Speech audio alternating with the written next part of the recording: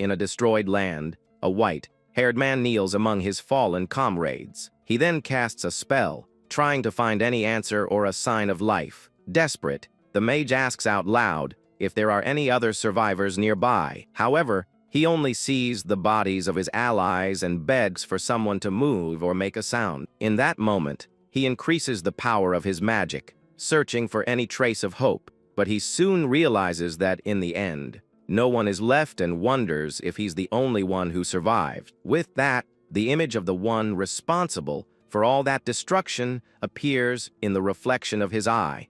It's the demon who managed to unite his entire race for war for the first time. He was the high priest and was responsible for bringing humanity to the brink of collapse. During the assault, a horrible demon prepares to harm a helpless, crying baby. Seeing this, our white-haired mage conjures a spell in an ancient tongue to save the child. With his magic, a portal of blue light opens and sends the little one far away. The baby is then enveloped in a green energy and taken to a safe place, and the child is received by a woman who was in the war against the demons. The white-haired mage was on the front lines with his mages of the White Tower.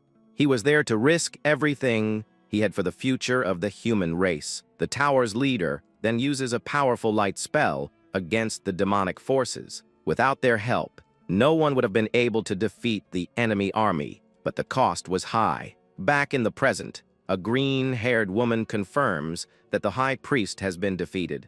The mage recognizes her as Edna, the last dragon and observer of the world. She then says she has good news and bad news, and he asks her to start with the bad. The bad news is that the demon army invaded the White Tower, and many mages were lost. The good news is that the Imperial forces arrived quickly and saved some survivors. Feeling a sense of relief, the man coughs up blood as Edna asks if he regrets his choice. He says he doesn't, as he was the one who selected each person for that mission. She then asks if the mage has anything else to say before he departs. With that, he asks her to look after his disciples, who are still young and eager. Edna then bows slightly and says she will check on them from time to time.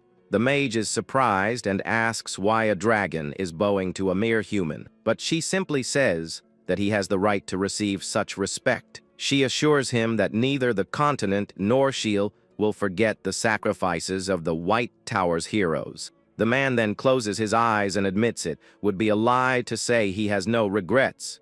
He thinks that he may have been the best mage, but he failed as a leader and wanted another chance.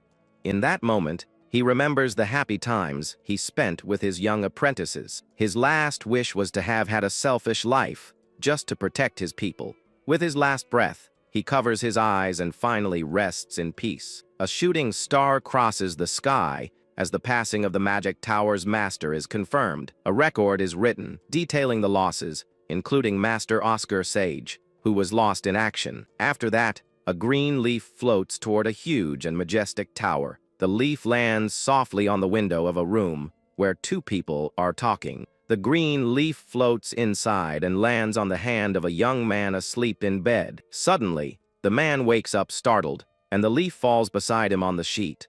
Startled, he hits a young blue-haired man who drops a basin of water. The boy complains about being all wet, while the man in bed seems confused by everything. The blue-haired boy then complains about his terrible sleeping habits and lack of gratitude. The young man realizes he was sleeping in a completely defenseless state.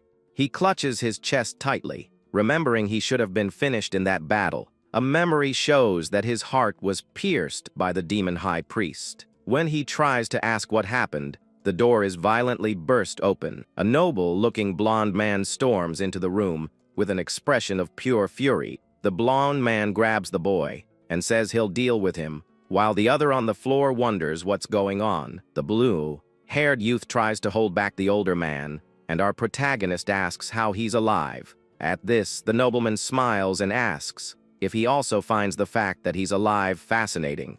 Arrogantly, he demands that they explain the current situation to him in detail. Hearing this, the blonde man becomes extremely irritated by the young man's audacity. He then raises his hand to slap him, saying he should be begging for his life. The blonde man thinks it might be an attack from an assassin sent by the demons. but the protagonist quickly summons a wind shield to protect himself from the blow. The green magic barrier instantly blocks the nobleman's attack. The attacker thinks he's just a low-level mage who attacked without thinking, but to everyone's surprise, the wind's shield begins to disappear upon being touched.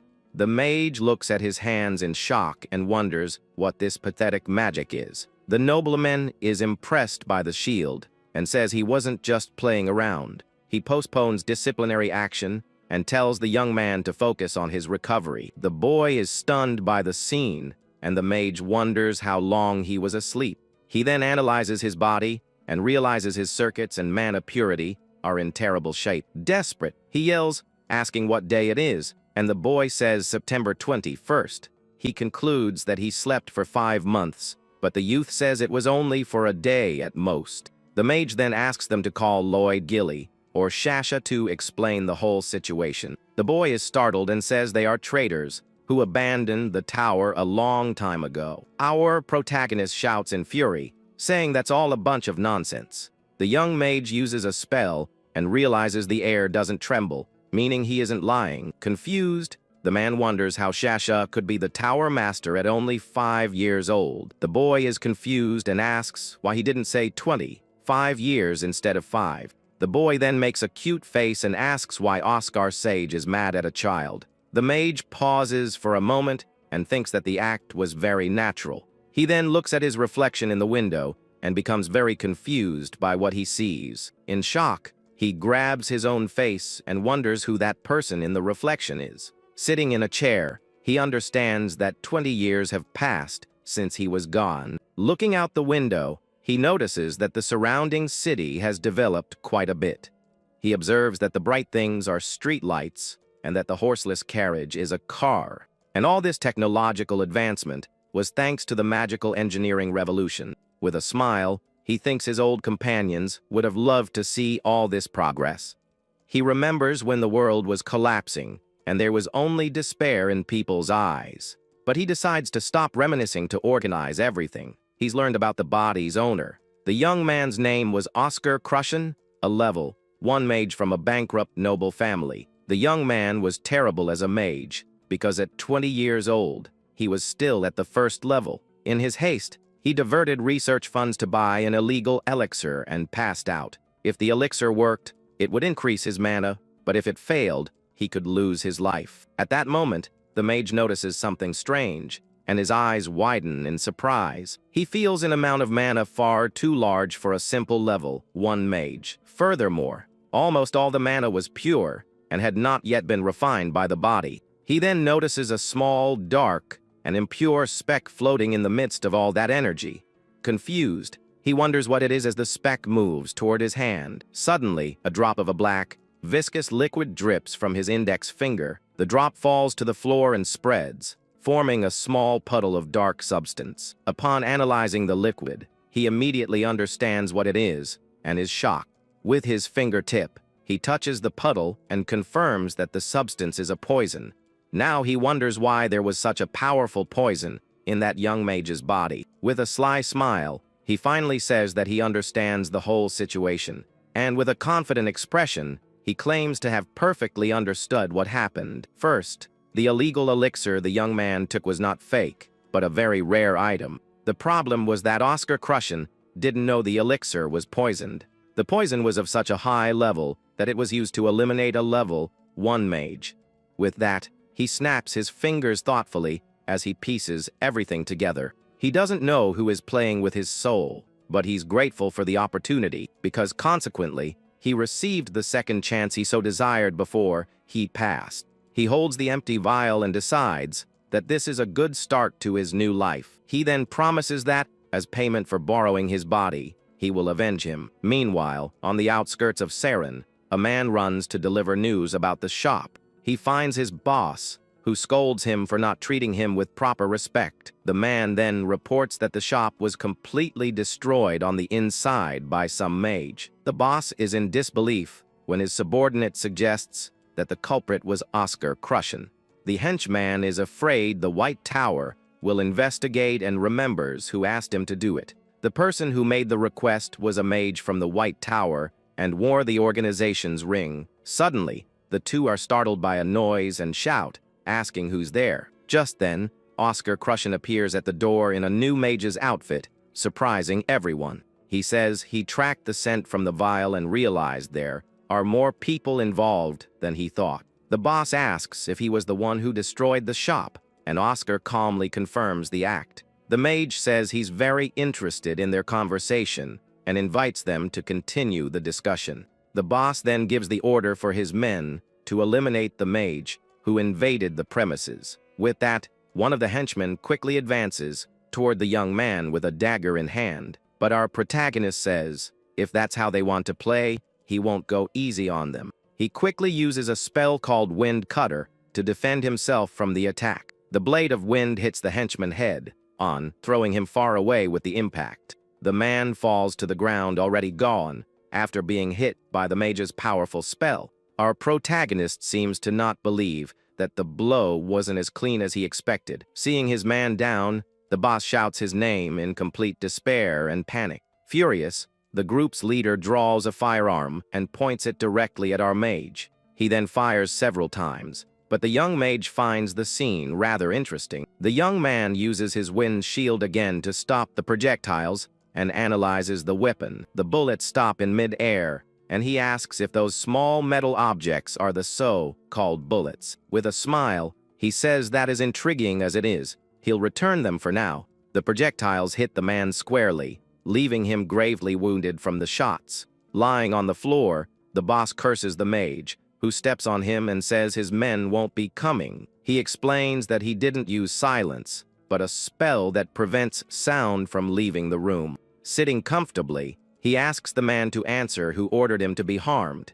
But before the boss can finish his sentence, he is interrupted by a kick to the face. The mage then asks if his pride is more valuable than his life and praises his courage. He then uses a wind spell to inflict unbearable pain on the man. The boss screams in agony as his body is pierced from the inside by the wind magic. The magic channels wind inside the body, making it feel like 1,000 needles are piercing him. Our protagonist says he doesn't like to cause pain to others because it gets too noisy. Desperate, the man begs him to stop and promises he'll tell him everything he knows. With that, the mage stops the spell and asks him to tell him everything about his mysterious patron. He says the patron gave him the elixir and money to sell it at a low price. He didn't see the man's face, but is sure he was wearing a white tower ring. The mage thinks the ring was a trick to deceive him, but the man remembers a scent. The boss says the patron had a unique, refreshing, and clear scent of mint. The young man then asks how they would have handled the consequences after eliminating him. The man talks about the withdrawal of the 4 magic towers, but the mage doesn't understand. He pretends he forgot because of the elixir, and the boss offers the documents to prove it. The man then sits up, trembling with fear, while the mage waits for the papers. He then hands all the relevant documents about the case to our hero. The mage begins to read the papers and realizes the wide tower's situation is worrying. The day of his passing became a holiday, but the tower now has the worst results. He remembers giving documents to Edna to prevent this from happening. With the worst business results, he asks what the other towers' businesses are. The yellow tower of the east controls lightning and started the era of magical engineering. The blue tower of the south contributed to businesses in drinking water, agriculture, and potions. And finally, the red tower of the west, which joined the military ranks on missions. With all that, the mage asks about the white tower's business, and the man hesitates. He then reveals that the white tower is now dedicated to making deliveries, and the mage is stunned. In disbelief, he repeats the word, deliveries, unable to believe what he heard. The boss explains that they have an advantage in delivering items quickly and safely. The mage becomes curious about the so-called knights mentioned and decides to do a reality check. He remembers that the white tower mages used to fly and were compared to dragons and eagles. Sighing in frustration, he asks who came up with the ridiculous idea for this new business. Upon learning it was his own disciples, he has an expression of pure disappointment. The young man also questions the blue tower, taking over the potion business, which is the biggest source of profit. It turns out the blue tower has a monopoly on the potion market after an incident. The water and agriculture business consists of selling clean water at high prices to the rich. He doesn't understand why anyone would buy clean water when you can drink from a well. The man laughs and says it's a recent trend among the rich to make a quick buck. In short, the White Tower can't keep up with the other tower's profits and is in trouble. The boss starts to tremble and complain of pain, while the mage considers whether to save him. But upon picking up the man's record book, he changes his mind and decides to analyze the contents. He is shocked to see that the book contains records of fires, attacks, and even eliminations. Disgusted, he says the man is a piece of trash with legs and turns to leave. He then says goodbye and jumps out the window, leaving the injured man behind. Once outside, he wishes for the boss to be a good person in his next life. After settling things, he returns to the White Tower at dawn. Arriving at his quarters, he enters through the door and complains about how tired he is. He throws himself into the armchair, unable to believe he's so exhausted from just a few spells. Worried, he wonders if, in his current state, he can use that special magic, the magic that made him the greatest mage in human history, the Wind Archive. He tries to cast the spell, but the magic dissipates, and he realizes he still can't do it. He then decides he needs to fully understand the condition of his new body. To do so, he picks up a record book to read more information about Oscar Crushen. He finds it crucial to know everything about the young man, to save his body and the tower. The book reveals that Oscar Crushen was the heir to Count Crushen. He was also the sole survivor of a disastrous fire that struck his mansion. The magical world recognized his genius early on, and everyone fought to recruit him. In his 6 years at the academy, he only got top marks in every subject. With his extraordinary thesis, he proved to be an undisputed genius in the field of magic. But our protagonist still wonders why a genius like him is still level 1.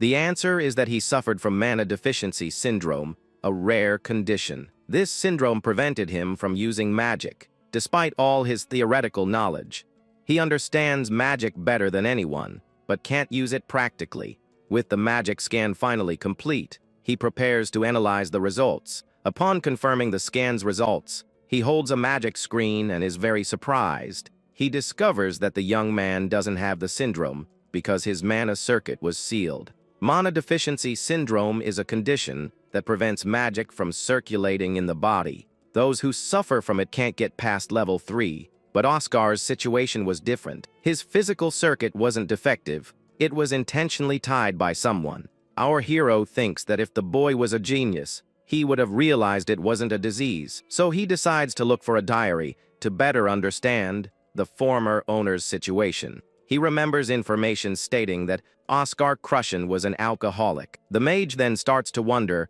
if this personality wasn't created on purpose.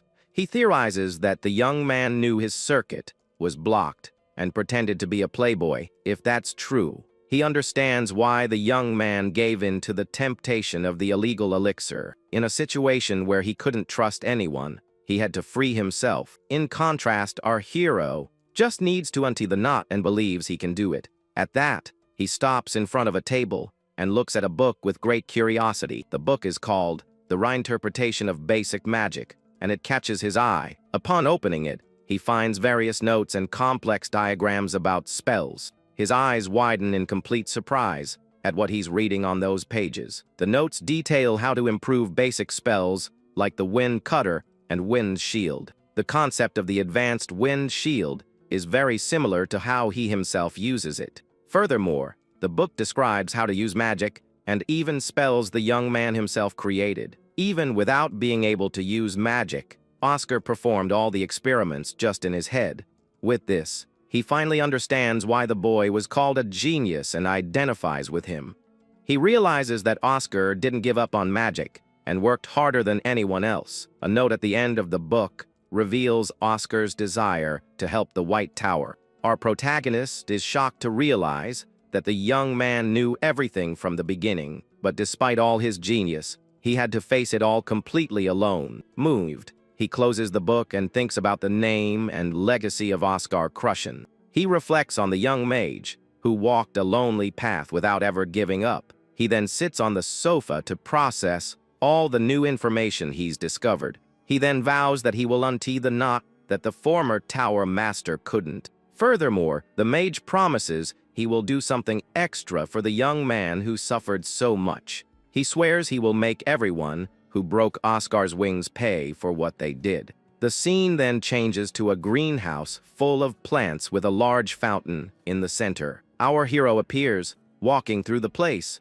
and wonders why he's suddenly there. He remembers falling asleep, and at that moment, a voice calls him Master. His eyes open slowly as he seems to wake from a deep dream. He realizes he's in a memory from his past life with his former disciples. The mage then remembers that this is all because of a demon's dream curse. Because of it, every time he sleeps, he is forced to relive moments from his past. He hoped the curse would disappear with the new body, but it's tied to his soul. He then considers himself lucky, as the dreams about his students aren't bad. One of the students replies that they would learn about the magic system and its 4 types. Lloyd, a 9-year-old boy, asks if the White Tower seeks the harmonization type. Little Shasha asks if each magic tower has a preference for a type of magic. He explains that the Golden Tower prefers acceleration and the Red Tower enhancement. Gilot, a 7-year-old boy, says he wants acceleration magic because he hates being slow. The girl asks how they know their type, and the master prepares a simple spell. Since it's her first time seeing the spell, the girl asks for a moment to concentrate. With that, a small glimmer of magic begins to emerge from the tip of the little one's finger. The master says she is the harmony type, just like him, and the girl is happy with the news. With a huge smile on her face, she says she really liked hearing that. The other 2 boys also want to try, and the master reveals that Gilly is acceleration. The blonde boy celebrates excitedly, and then the master calls for Lloyd. Lloyd's spell creates a flower, and the master reveals that he is of a special type. He asks if he can change his type, but the mage explains that it's rare and unchangeable. The boy wanted to be the balanced type like his master, and the mage thinks about what to do. He then says he would give Lloyd more private lessons, but now he needs to do some research. The boy is surprised and blushes at the idea of having more private lessons with the master. The mage explains that special types need a good teacher, and Lloyd makes a promise. He makes the master promise to give him more lessons, and our hero remembers the boy. He remembers that his former disciple's nickname was the Promised Man. Despite trying hard to be mature, he was still just a child back then. Suddenly,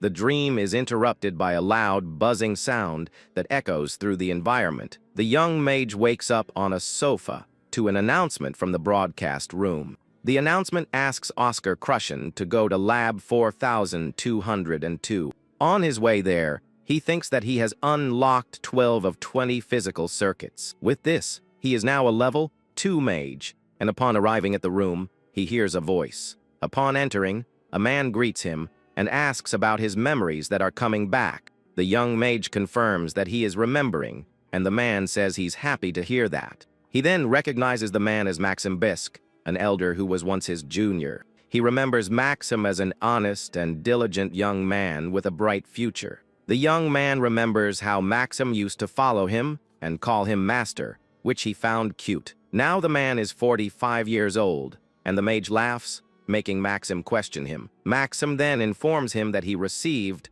a report about the head of the Gordon family.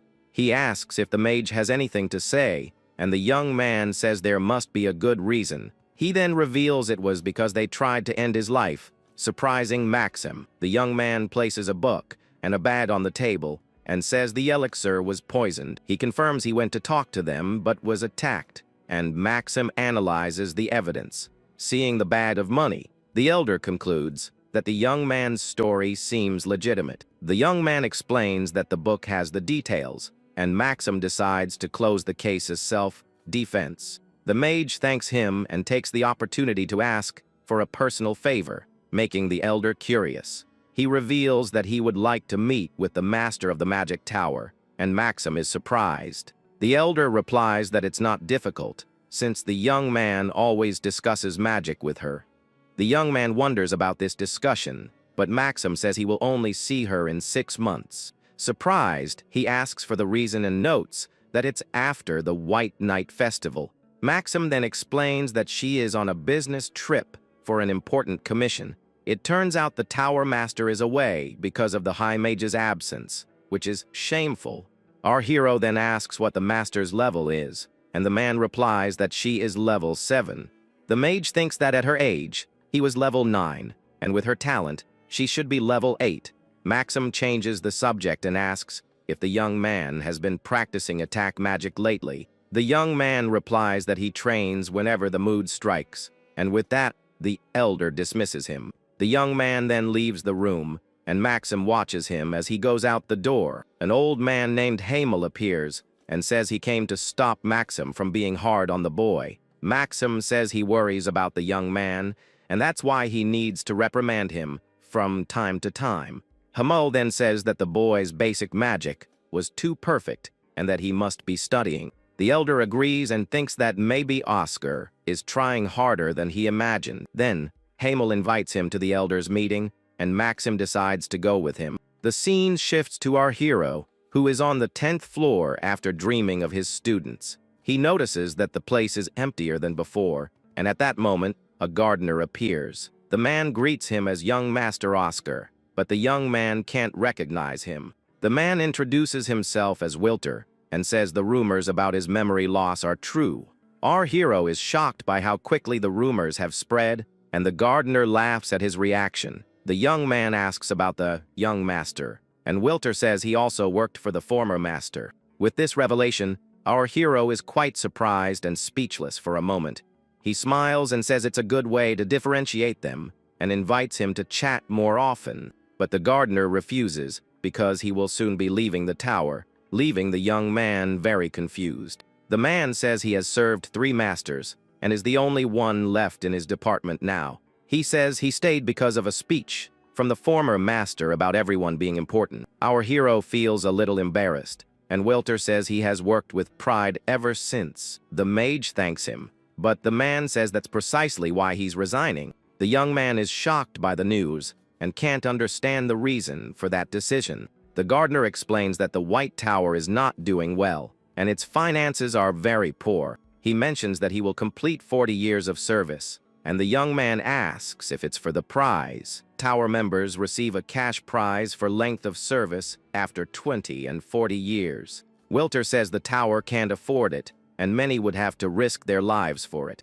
That's why he can't accept the payment, as he considers this place his second home. The mage is shocked to realize that the tower's situation is worse than he imagined. He then remembers thinking that the Blue Tower was doing crazy things for money, but he realizes that, because they earn so much, they are considered the best in history. Angrily, he clenches his fist and thinks that meanwhile, he only accumulated titles and nothing more. He thinks that his titles don't pay the bills, and the gardener calls him by name. Wilter notices the young man's injured hand and asks why he has his fists clenched. Our hero then asks when the man is leaving, and he replies in 2 weeks. With a cloth, the gardener cleans the wound and tells the young man to go to the infirmary. The young man then asks the man to continue being his conversation partner in the future. Wilter is surprised, but the mage interrupts him and says he doesn't have to leave anymore. With a determined look,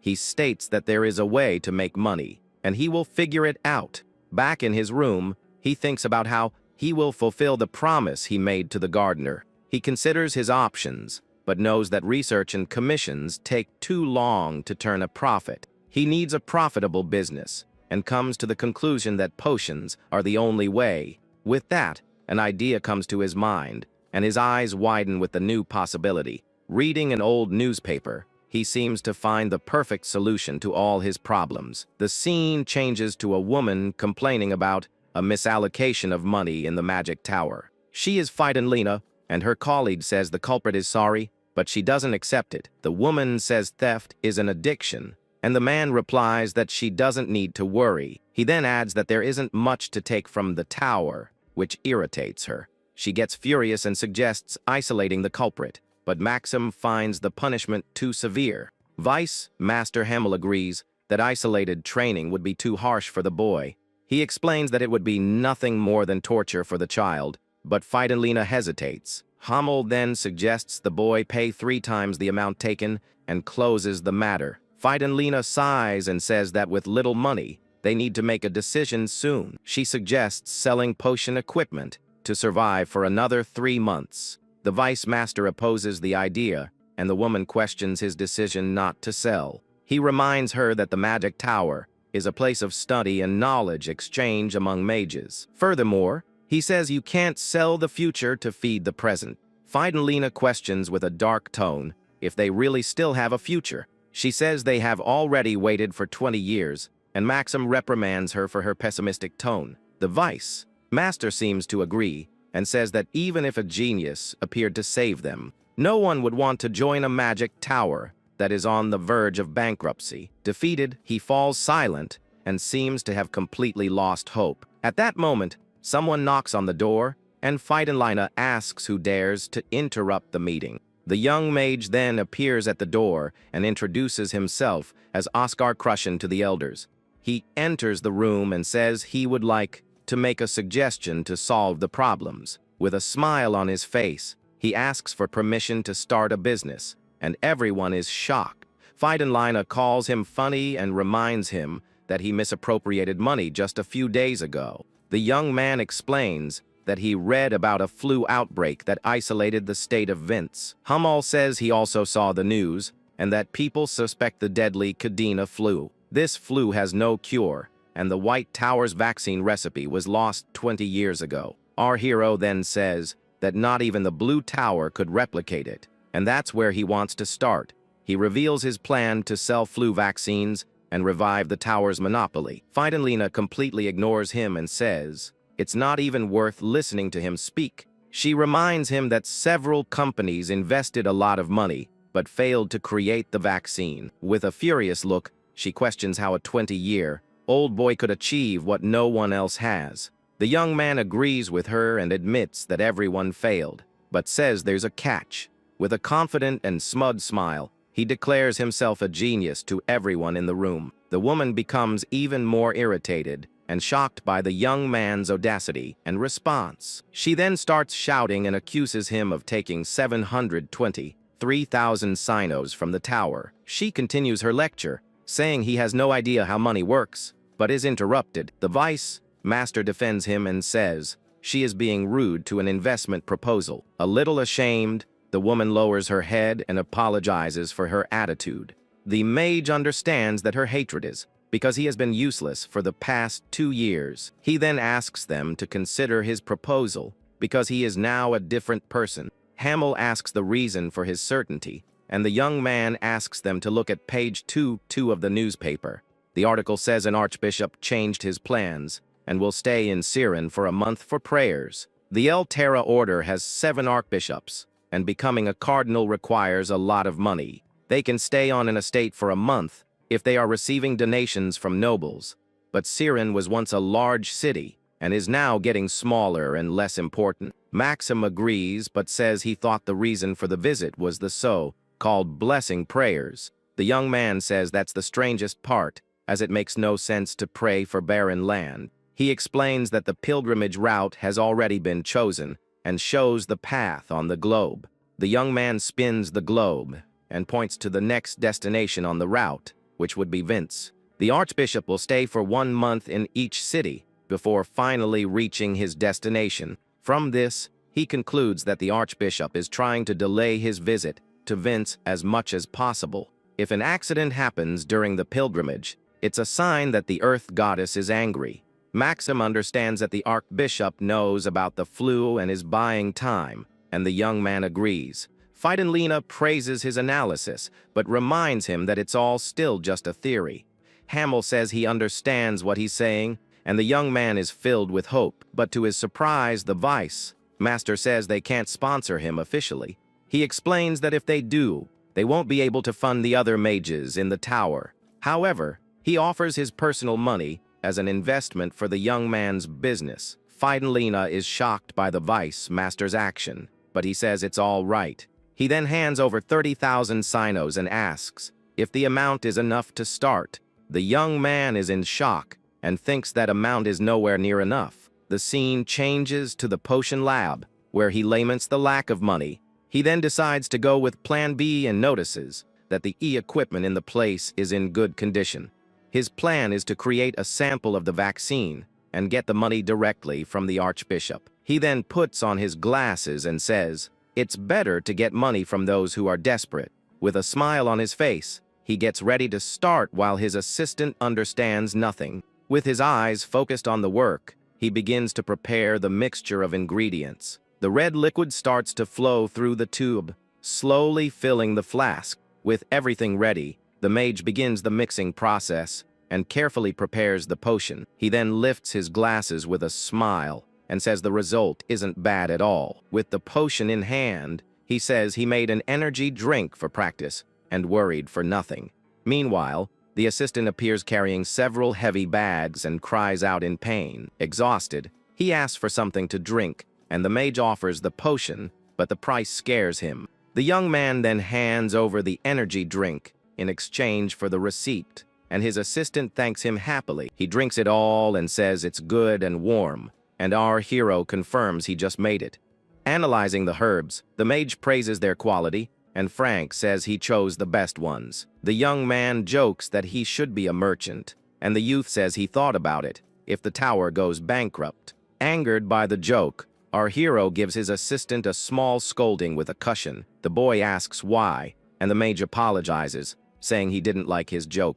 With a hand on his head, he asks what to do and reveals that Fidenlina sent him to help. The mage thinks of Fidenlina and is surprised by the help, then decides to start work. He then grabs 2 huge bags and thinks that he didn't actually need an assistant. It's revealed that the White Tower has talented children but with personality problems. One of these youths is Frank, and our hero is curious to confirm the rumors about him. In the lab, the assistant asks if all the ingredients aren't poisonous. They then analyze the plants, which are black lilies, camellias, and ghost mushrooms. The young man says that toxic herbs can be remedies, and Frank explains the boiling process. The mage then says the problem with this method is that nutrients are also lost. He then mentions a dish from the Yan dynasty that the assistant knows well. With a steamer, he explains that this way they can retain most of the nutrients. Frank is shocked to learn they will extract 98% of the herb's effects. The assistant asks if the process is over,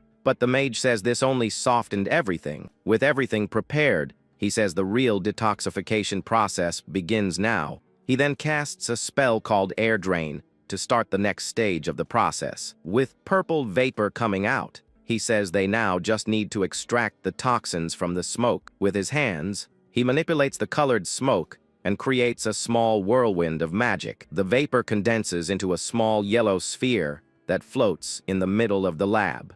He says the rest has no toxins and needs to be mixed in the right proportion. In an instant, he finishes the process and holds the remedy for the Cadena flu in his hands. The mage asks if it was easy and tells the assistant to try, but he is speechless. The boy thinks he can't use simultaneous spells and decides to start with the air drain. Our hero observes and notes that his mana control is unstable but better than expected, but the magic quickly dissipates, and the young assistant is confused by the result. He then asks if the mage is joking, because he still can't do that. The young man says he needs to be level 4, but the mage offers to teach him the technique. Surprised, the youth listens as the master explains that it's easy if he creates partitions in his mind. He explains that on one side of the partition, he uses one spell, and on the other side, another. The mage encourages him to try, and the boy looks at the magic, thinking about what to do. The sphere of magical energy glows brightly as it spins endlessly in the air. With a surprised look, the mage congratulates the young man on learning dual casting. Frank wonders why they hid the technique, and the master says it's out of greed. He explains that they didn't want to teach for free what they took a long time to learn. But on a battlefield, this tradition is an obstacle to survival. Our hero thinks that the tower needs teachings and knowledge exchange. He then praises the assistant's talent and says he didn't expect him to succeed. The young man says it was because the explanation was good, and the mage laughs, remembering before. With that, the youth gets back to work and says, there are still many ingredients. The master says he has a larger steamer to extract everything at once. A few hours later, Frank faints, and the mage counts 514 bottles. At that moment, Maxim rushes in and says they have a big problem. It turns out the Blue Tower has confirmed a meeting with the Archbishop in Siren. The young man realizes they are a bit late and that the tower had a plan. Maxim despairs because if they close the contract, their remedy will be useless. He tries to cheer the young man up, but our hero interrupts him and says it's not over yet. He remembers that the Kadena flu is classified as a level B disaster. With that, he says there's one thing they can try, and Maxim is surprised. The scene then changes to the city of Siren, in a luxurious inn of the region. A man announces the arrival of the guests to the waiting Archbishop. Archbishop Baldwin says to let them in and waits patiently in his chair. Two men from the Blue Tower enter the room and introduce themselves to the Archbishop. Baldwin invites them to sit, and the Blue Tower mage thanks him for his hospitality. He then asks how the production of the Kadena flu remedy is going. With a confident smile, the man says that production is going very well. The Archbishop praises him and asks when it will be ready, and the mage talks about the tests. With the results, they will get permission from the Empire to sell the cure. He explains that the tests don't finish in 1 or 2 days, leaving the man tense. He then promises they will finish in half a year, and the Archbishop shouts in anger. Baldwin says he needs to go to Vince in 4 months, but the mage doesn't care. Someone announces another mage, and the irritated Archbishop tells them to let him in. He complains to the mage from the other tower for not warning him of the surprise visit. The man from the Blue Tower denies the accusation, and the Archbishop wonders who is at the door. Our hero then enters the room and thinks about the correct greeting for the occasion. He introduces himself as Oscar, a level 2 mage from the White Tower, to everyone. With a smile, he says he's there to make a good offer to the Archbishop. The Archbishop insists they should have been warned, and the man says there is no one with them. Baldwin then asks irritably who the heck the visitor is as the door opens. He then asks what a mage from the White Tower is doing there at that moment. The young man bows and says he is there to sell the cure for the Kadena flu. The men from the Blue Tower and the Archbishop are in shock at the mage's unexpected arrival. The Archbishop finds the situation perfect, and our hero asks if he arrived too late. Baldwin says the other tower isn't ready, and the young man says his is ready to negotiate. The man from the Blue Tower then shouts that it's a lie because the White Tower has no money. The Archbishop then asks for his last name, and if the young man really has the cure. He then places a box on the table and says no one would dare lie to an Archbishop. Opening the box, he reveals a vial with the sample, leaving the other mage surprised. Baldwin is interested and asks about production, and the other man shouts his name in anger.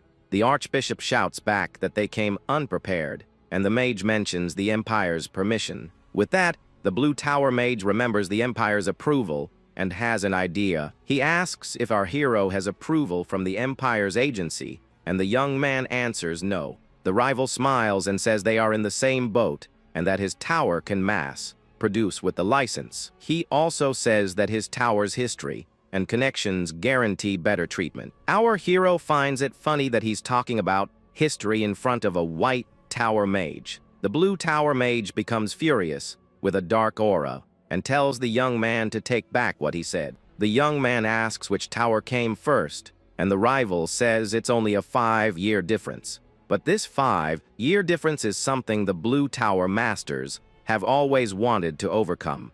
The young man says this difference will never be overcome, not even in 10,000 years of history. The rival is speechless, and the mage reminds him of the White Tower's monopoly 20 years ago.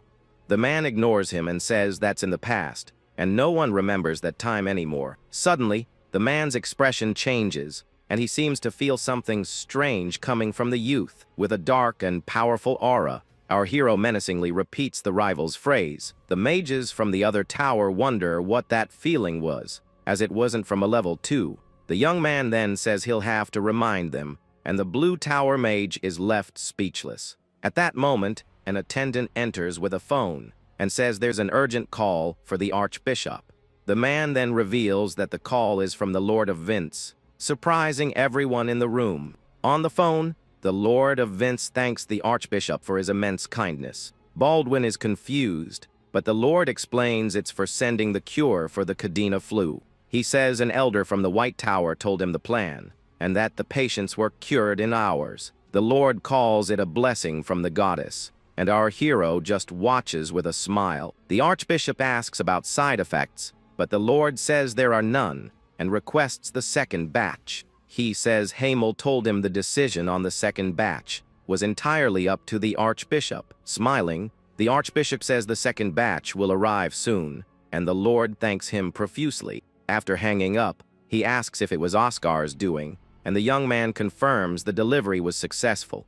The rival shouts that this is against the law, and that the young man must be punished, but he denies the accusation. The mage says the other doesn't understand laws and asks if he knows the laws of war. Our hero thinks that the last 20 years have been peaceful and remembers 22 years ago, in a flashback to the war against the demons. It's said that the deadliest weapon was a pandemic. The approval of remedies took a long time, and many people were lost before they could get them.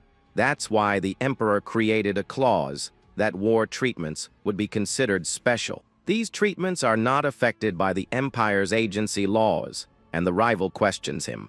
The young man explains that there are 3 cases considered war, such as against another nation or revolutions. Finally, he reveals that a Class B disaster also counts, leaving the rival in shock. The Cadena flu is a Class B natural disaster, so it doesn't need to follow the agency's laws. The other man from the tower despairs and says they can, and also send the treatment to Vince. But the Archbishop says they don't understand the situation, as the race has long been over. He further explains that the Lord of Vince already believes in the partnership and can't change history. The rival then offers a lower price, but the Archbishop shouts at him in anger. With a fist on the table, he asks if the mage is trying to buy his image with money. Irritated, Baldwin tells the two to leave, as he doesn't want to hear what they have to say anymore. Defeated, the 2 blue tower mages get up to leave the meeting room. On the way out, the rival threatens the young man, but he just thinks that villains' speeches are always the same. With a smile, he reveals that he has already registered the patent for the treatment and vaccine at the palace. The rival is shocked, and the young man says if they want to sell it, they'll have to pay fees to the tower. With clenched teeth, the blue tower mage is completely furious with the news. He then storms out of the room, slamming the door, and our hero just watches him go, defeated. The other man says goodbye and says he'll see the Archbishop later, and he just agrees. As he leaves, the man stares at our hero for a moment before finally leaving. However, he notices that the young mage has a slightly familiar and strange scent. He continues to stare at the young man for a while longer and tries to remember where he smelled it. An image of a wounded man comes to his mind, but the memory seems a bit hazy. He then remembers it was a refreshing and clear scent of mint, but doesn't understand why. Our hero is confused by the man's stare, and he just thinks that's all for now. Alone in the room with the Archbishop, the young man remains silent and waits for the next steps. Baldwin invites him to sit and says that they can finally talk about the deal. The Archbishop then asks for the price and says the other tower offered 2 million sinos. With a confident smile on his face, the young man seems to already have a value in mind. He then says that if they wanted 2 million, the White Tower will want 5 million. The Archbishop is shocked by the proposal, but after a moment, just starts to laugh. A few hours later at the White Tower, someone shouts in surprise at the meeting's outcome. A woman holds a check for 10 million sinos and can't believe the amount. With a victorious smile, our hero confirms the amount, and everyone is very happy. Fidenlina and Maxim hug him and congratulate him on the achievement and for saving the tower. Humal takes the check and says that not even the Archbishop would give that much money. The young man explains that the total amount was actually due to some additional fees. He then reveals that most of the money came from a promotion fee he charged. According to the official statement, Baldwin predicted the Cadena flu after receiving a revelation. For someone who wants to become a cardinal, having a revelation from the goddess is great publicity. The Archbishop liked it so much that he signed the 10 million contract and asked for more vaccines. Hamill says it's impressive, as the punishment was to return 3 times the amount, but he brought back 400. He withdraws the punishment and asks if anyone objects, but Fight and Lena says she agrees with the decision. Hamill says 1 week is too short and asks Oscar to gather mages of level 4 or higher. He leaves the selection up to the young man and asks the woman to post a notice throughout the tower. The announcement says they are looking for level 4 mages for the potion laboratory. 2 mages get excited to hear they will receive pork as part of their payment. The place gets crowded, and one of the mages is impressed by the number of people who showed up. The young man clasps his hands and asks for the attention of all the mages present. Several mages look at him with disdain and don't seem to like his presence there. With a snap of his fingers, he uses a spell to get everyone's attention in the room. The spell traps the sound and forces everyone to look at him while covering their ears. He asks for everyone's focus and says they need to produce the flu vaccine and needs their help. The mages whisper in wonder why the genius is bowing and if this is a trick. The young man is confused by the reaction and doesn't understand the reason for so much hatred against him. He asks praying, and the boy says it's for everything he did before the potion's restoration. Prang reminds him that he was arrogant and spent the tower's budget without doing any research. A blonde woman greets him and asks how he made the potions if the formulas were lost. He says he restored them, and another mage asks if the cure works and if he knows how much he took. The young man confirms the contract and the potion's value, and the mage says leaking the recipe would be chaos. The other mages seem to agree and wonder why he would share something so valuable. Sincerely, the young man says he doesn't understand why they are still in the magic white tower. The woman questions his attitude and says they wasted their time coming there. She continues, saying none of them deserve to hear that kind of thing from him. But the young man says he knows everything and about the sacrifices they made for the magic tower. The mage is surprised by the answer, and the young man starts reading a paper in his hands. He then addresses Rena White and reveals that she refused 7 offers from other towers. Next, he talks about Herrick Dryan, who refused a position as a royal battle mage. He mentions Deckard Line, who refused to be an instructor at the Imperial Academy 4 times. And finally, he cites Sepia Rose, who refused the Yellow Tower's proposal for her skills. The mage says everyone there received similar offers, and that he doesn't know if he would refuse. Rena is shocked and asks if the elders knew about all the offers they received. He confirms but says they couldn't say anything so as not to place a burden on them. The young man continues, saying the tower is going through the harshest winter in its history. Even with other, warmer options, they chose to stay and face the cold together. He then says if he can't trust people like that, who could he trust? With crocodile tears, he says if no one helps, it will just be 2 mages alone. Prang gets annoyed and asks if he's referring to him, and the young man starts preparing the boxes. With his face covered by safety goggles, he looks at the mage and waits for an answer. With a sigh, Rena approaches and seems to have made a decision about the proposal. The other mages get excited and ask where they should start working on the project. Prang is shocked to see Oscar talking to people and wonders if he's dreaming, but he warns that the meat is not pork, and the mages worry if it's chicken or even rat. Upon revealing it's beef, everyone celebrates, and vaccine production exceeds 140%. A week later, the young mage walks through the garden and notices several flower petals on the ground. With the petals forming a design, he wonders if old Walter is responsible for it. He thinks the vice master brought him back and decides he needs to greet him later. Sitting in the garden, our hero starts reading the newspaper to catch up on the latest news. The headline says the Vince territory has declared the end of the Cadena flu pandemic. The newspaper also mentions the tower's revival and its nomination for the Peace Prize. While thinking that everything is going well, Prang appears, running and shouting his name. With a huge smile, he shows a clipboard and says vaccine orders are pouring in. The assistant says even the Imperial Palace placed an order and he worries about the enthusiasm. The mage is surprised that the boy knows the profit won't last, and the youth calls him a fool. He then says they don't need to worry because he has prepared healing potions that always sell. The assistant wonders if it's the legendary Star's Tear, but the mage says not yet. The Star's Tear is the tower's most famous healing potion and is said to bring back the departed. Our hero thinks he needs to strengthen the tower first, or else the formula would be stolen. With that, he slaps Prang and tells him to get the ingredients for the new potion. The youth complains they are hard to find, but the mage says they are specialties of Siren. The assistant says the herb fields disappeared a long time ago, and the mage is in shock. In a distant place, our hero gets angry with Prang for not believing him.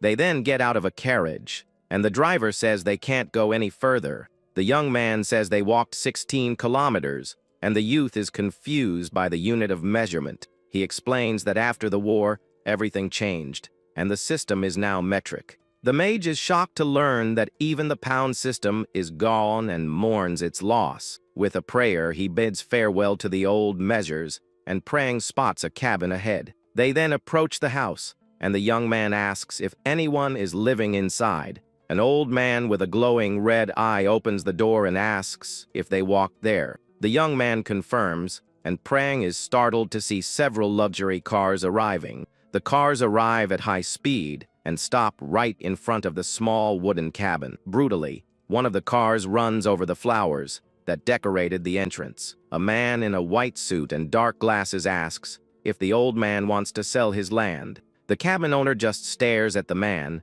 with a look of contempt and says nothing. The man says it's time to give up, and that even with an offer 10 times higher, he refuses. Duvor Powell threatens him and asks if anyone will care if he turns up lifeless. Ivan, the herb gatherer, says that's none of his business and tells him to leave his house. The businessman says it's for his own good and that the land will devalue with the new factory. But Ivan laughs at the threat and says no factory will be approved as long as he's alive. The man is silent for a moment and seems to be thinking of a new strategy. With a smile on his face, he sends his men away, and they all get back in the cars. Prang says something to the mage, and he starts walking towards the old herb gatherer. The man in the suit says he stepped on the herbs and offers money for the damages.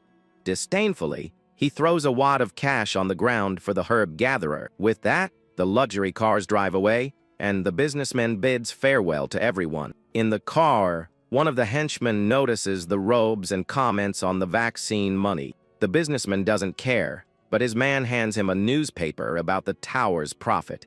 Reading the news about the tower's success, the businessman falls silent. Angrily, he hits the henchman and asks why he didn't tell him sooner. He fears the old man will join the tower and refuse to sell for more years. With this in mind, the businessman calls one of his henchmen for a talk.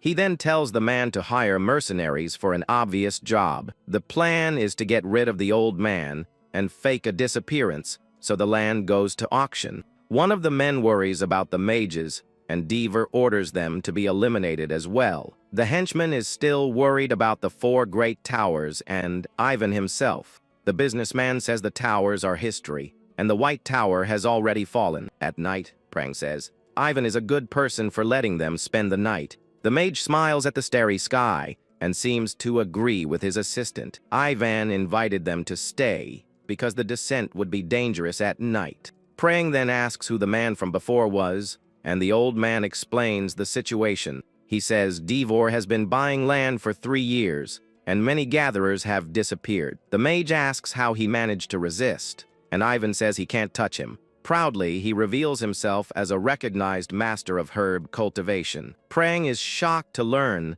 he is protected by the imperial family, and the young man asks a question. The mage is confused by the answer, and the old man seems a bit embarrassed. With a serene smile, Ivan says he loves this land and that it is his home.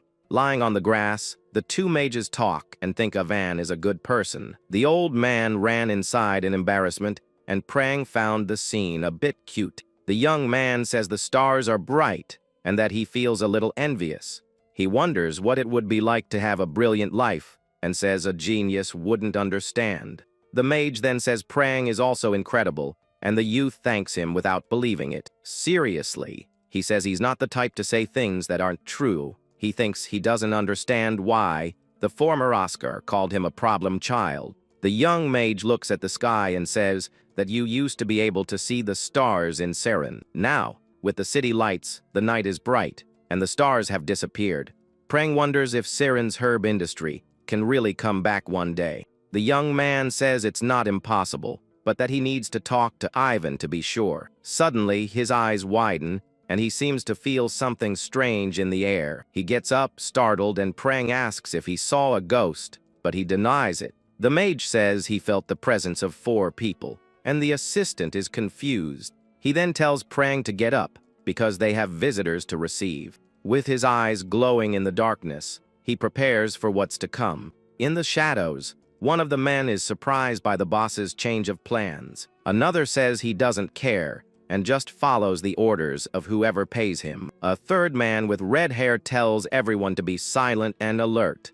Jack's gang approaches and reassures themselves upon learning it's the White Tower. One of them asks if he can enter, and the leader, with a serious look, watches him. The man tries to break down the door, but the leader stops him and tells him to be quiet. The intruder finds the task easy and boring and enters Ivan's room with a dagger. He is disappointed not to find any mages to fight there. Suddenly, he feels a strange presence, and his eyes widen in fear. Scared, he tries to flee, but it's too late to escape the ambush. The mage creates a sphere of energy and praises the intruder's speed in noticing.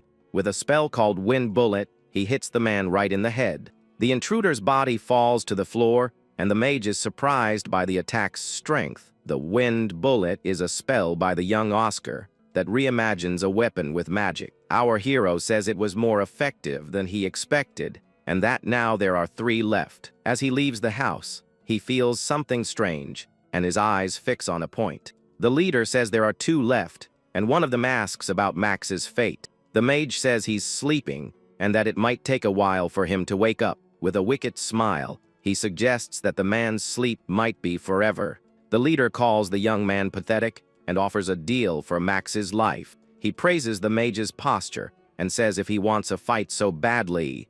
The leader orders his partner to attack, and the old man advances with a dark aura. The mage creates an energy shield and manages to defend against the surprise attack. The old man's blade hits the shield, and the impact creates a small explosion. The young man dodges the attack, and the old man grabs him tightly by the left shoulder.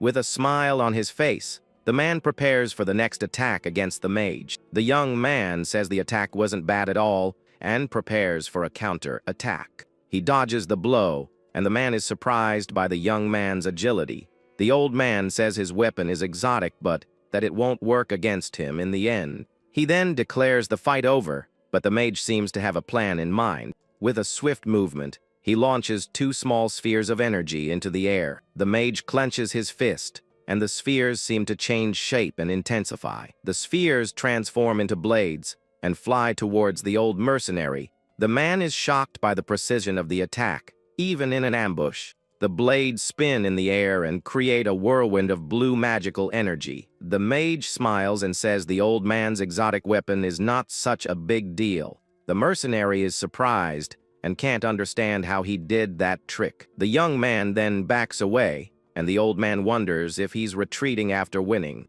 He points a weapon at the mage and wonders if he's mocking him. With the weapon, he fires a beam of energy towards the mage, who has his back turned. The beam hits an energy shield, and the mage manages to protect himself from the attack. But the attack grazes him, and he feels a small cut on his face.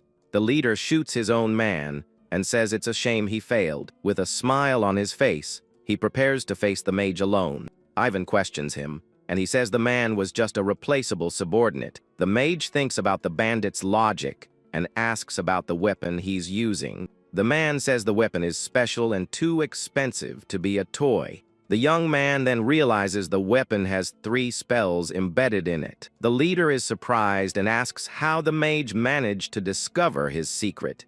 With a smile, he says it was because he couldn't block its attack. The man calls him arrogant, but admits he has the skill for it.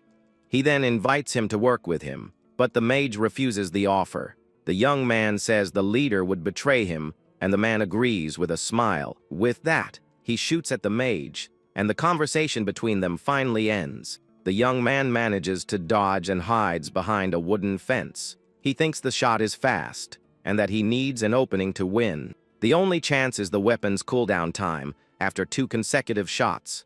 He prepares himself and says he needs to act within the 1.24 seconds of cooldown. With an acceleration spell, he lunges towards the shooter. The man sees him and prepares to shoot in his direction with the weapon. He is impressed by the speed, but says the mage won't escape. With his aim locked, he wonders if a human can beat his weapon. He then fires and a golden beam of energy flies towards the mage. With a smile, he believes the fight has finally come to an end. But the mage uses a blade spell and cuts the projectile in mid-air. The leader is shocked and can't believe what just happened. He wonders how the mage defended himself with just acceleration magic. With a look of astonishment, he realizes the mage used a wind shield. The young man appears in front of the shooter and stops the bullet with his fingertips.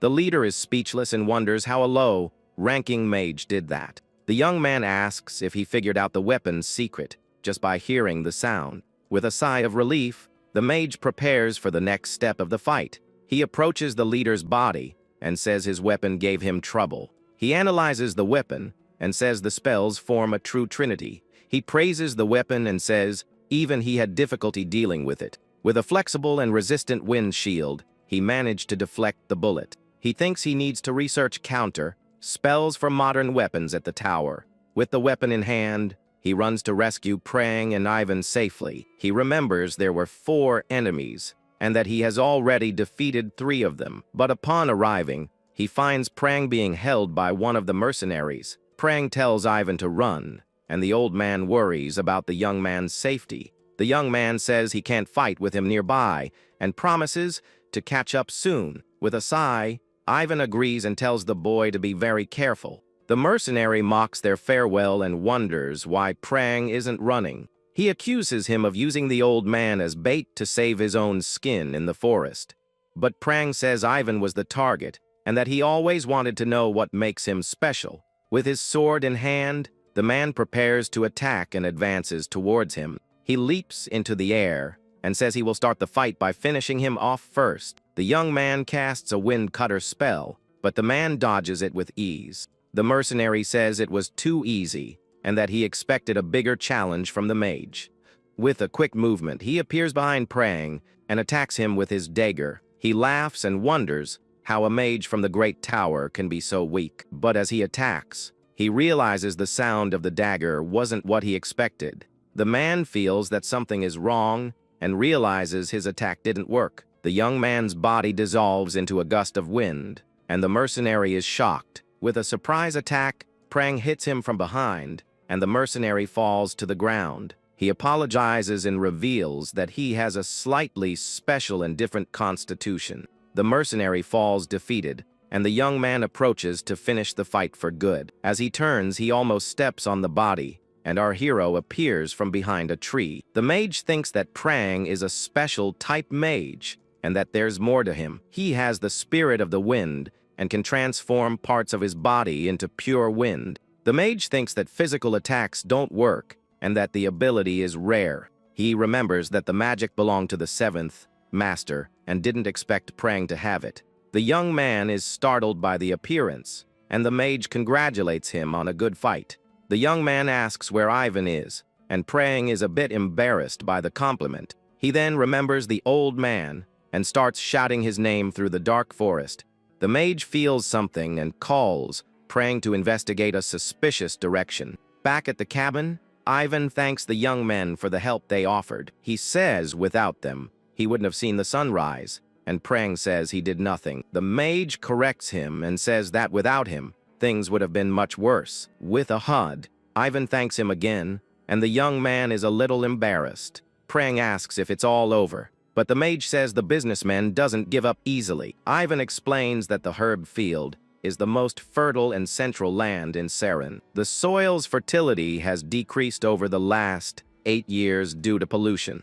If a factory is built there, the land will lose its value and resistance. The soil may never recover, and Siren will lose its ability to cultivate. The mage then says he has a question for the old herb gatherer. He mentions loyalty and asks about the promise of the fourth tower master. In the past, gatherers were accused of witchcraft and hunted by people.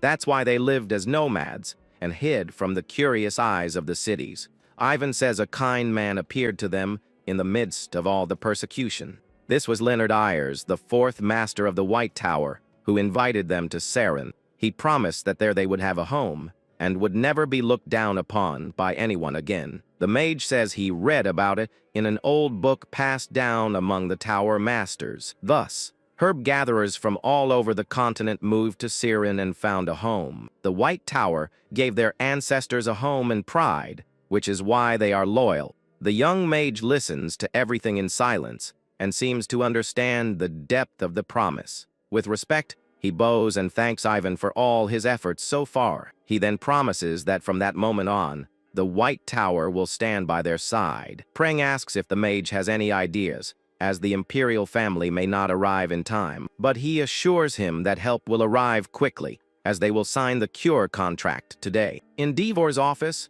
the businessman packs his bags and complains about who ruined him. As he hurries, a voice says that if he tries to run, he'll be finished for good. With that, the Imperial Guard storms the place and tells the businessman not to move. Inspector Walker introduces himself, and Devor, on the floor, wonders what he's doing there. Walker then shows the warrant and arrests him for several crimes, including threats. The businessman says they got the wrong guy, but the inspector tells him to shut up. Devor thinks he needs to contact his protector, or he won't be able to escape the situation. With a fake smile, he asks to smoke one last cigarette before being taken away. Inspector Walker just stares at him with a serious look and doesn't respond to the request. He ignores the businessman and tells his men to cuff him and drag him out. Devor despairs and asks if they know who supports him, but Walker says no. The inspector says his support comes from the Emperor himself,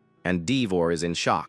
With defeat written on his face, the businessman drops the cigarette he was holding. As his men are being tied up, one of the guards approaches the inspector. The guard asks why they acted so quickly, and Walker says it was an order from above. He adds that the Emperor loves the White Tower, and that this is adult business. The inspector doesn't understand why he likes them so much, as their deeds are from 20 years ago. To him, the current tower is like a bird with broken wings that doesn't deserve so much. He then asks for the age of his subordinate Doran, who replies 23. The inspector remembers he was 12 when humanity won the war and was free. At that time, the White Tower was a powerful and admired force by all the people. That's why he understands why the powerful still hold hope and memories of them. With that, he says they have one more place to go, and Doran is very confused. He tells the others to go home and says he's going west to shut down some factories. This was a personal addition to his schedule and a favor for Oscar and his friends. He's paying them back for catching Jack's gang and the gunman before. Back at the tower, a blonde mage celebrates the end of something and invites the young man for a drink. The young blue-haired mage gets nervous and spots Oscar and Fran from a distance. With wide eyes, he seems to panic upon seeing the two approaching. With that, the blue-haired young man runs off, saying he has something to do, and Oscar is left confused. The vice master then asks if he saw Fran, and the mage confirms the young man left in a hurry. The old man jokes that he must have been busy and congratulates Oscar on another great recent achievement. He then invites the young man to his room for a chat, and the mage accepts the invitation immediately. The two walk together down a corridor, and a sound echoes through the completely silent place. Noticing the young man is thoughtful, the vice master asks if something is bothering or worrying him. Our hero then asks if Fran said anything to him, and the old master confirms that he did. With a serious look, he reveals that the Sirius family has contacted them to take Fran back. The mage is shocked and asks if his friend is really leaving the tower, and if he agreed to it. The vice master then says the family has already spoken directly with the young man about the situation. The hero is pensive, and the old man admits he doesn't know all the details of the arrangement either. Arriving at Fran's room, our hero knocks on the door, and the young man tells him to come in. The mage enters, and Fran realizes he already knows about the whole situation regarding his departure. Fran apologizes and says he was going to tell him everything, but that he needs to go back to get married and help the guild. The hero is surprised, and his friend says the bride is a good girl, and the wedding will be good. He then questions the arranged marriage, but Fran seems resigned to his fate. What really bothers him is having to give up magic forever because of this decision. Sitting on the floor, he laments and says his talent as a mage has always had a very clear limit. He thought he was special and that in the weakest tower, he could finally stand out, but he can barely support himself, so he understands his family's decision to take him. Our hero interrupts him and says firmly that he has talent, and Fran seems surprised. With teary eyes, the young man seems touched by his best friend's words. He thanks him for the compliment, and Oscar says he is serious about all his potential, but suddenly, Fran's older brother appears at the door and tells him to get going. He asks if Oscar is a colleague, and gives Fran only 5 minutes to say goodbye to everyone. The brother turns to leave, but our hero stops him with a very direct question. He asks how much it would cost for Fran to stay at the White Tower with him. The man introduces himself as a friend, and also the famous mage who created the cure for the disease. With that, the brother introduces himself as Grang Sirius, vice chief of the Merchants Guild. The mage proposes a deal, and Grang calls him bold and audacious for his attitude. He says it won't be a bad deal for the Sirius family, and looks at the older brother. He promises to turn Fran into an elite tower mage in just 2 years of training. If he fails, he will give all the profits from the cure for the next 50 years to the Sirius Guild. Fran despairs, and the hero assures him that the vice master will be the witness to the agreement. The brother asks if it's worth doing all this for Fran, or if it's just foolish friendship. The young mage looks at his friend and prepares to give a very sincere and direct answer. With conviction, he says his friend is worth all the effort, and Fran is moved by the scene. He explains that he needs Fran to restore the tower's prestige in 5 years. Grang says the mage is young, and that as a merchant, he can't refuse such an offer, but he adds a condition and says the young man is forgetting an important detail. The brother says the best merchants value trust, and that he needs to prove himself. With that, he challenges him to fight against his bodyguard, and the mage is shocked by the proposal. He then says they won't use sword energy, and the hero realizes he won't back down. Grang expects him tomorrow and warns that if he doesn't show up, he will consider it a forfeit. Fran panics and says a fight against a level 5 is crazy, and that he should give up. But our hero says his brother just wants an excuse to give him a beating himself. The young mage thinks it might be feasible, and Fran wonders how a level 2 would fight. He is confused and asks if his friend will evolve him to level 4 in just 1 day. The young man smiles and says he can take a mage at the limit of level 3 to the next stage. He then says the brother didn't specify that he should fight, but rather prove his ability. The mage calls his friend by name, and the blue-haired youth seems a bit confused. With a smile, he promises to turn him into a level 4 mage for the fight. In the training room, Fran is doubtful, but Oscar assures him it's possible if he trusts him completely. The young man tells his friend to circulate his mana, and a bright blue aura surrounds him with a watchful eye. He analyzes the mana flow and says he found the problem. He then points to several spots on Fran's body and says those are leaks. He explains that the flaws reduce his strength, and his friend is shocked by the revelation. Fran asks if this will make him level up, but the mage says it has nothing to do with it. He says the greatest mages cared about this, and that Fran needs to train every day. With several clones, the mage explains mana circuits, and Fran is confused by the lesson.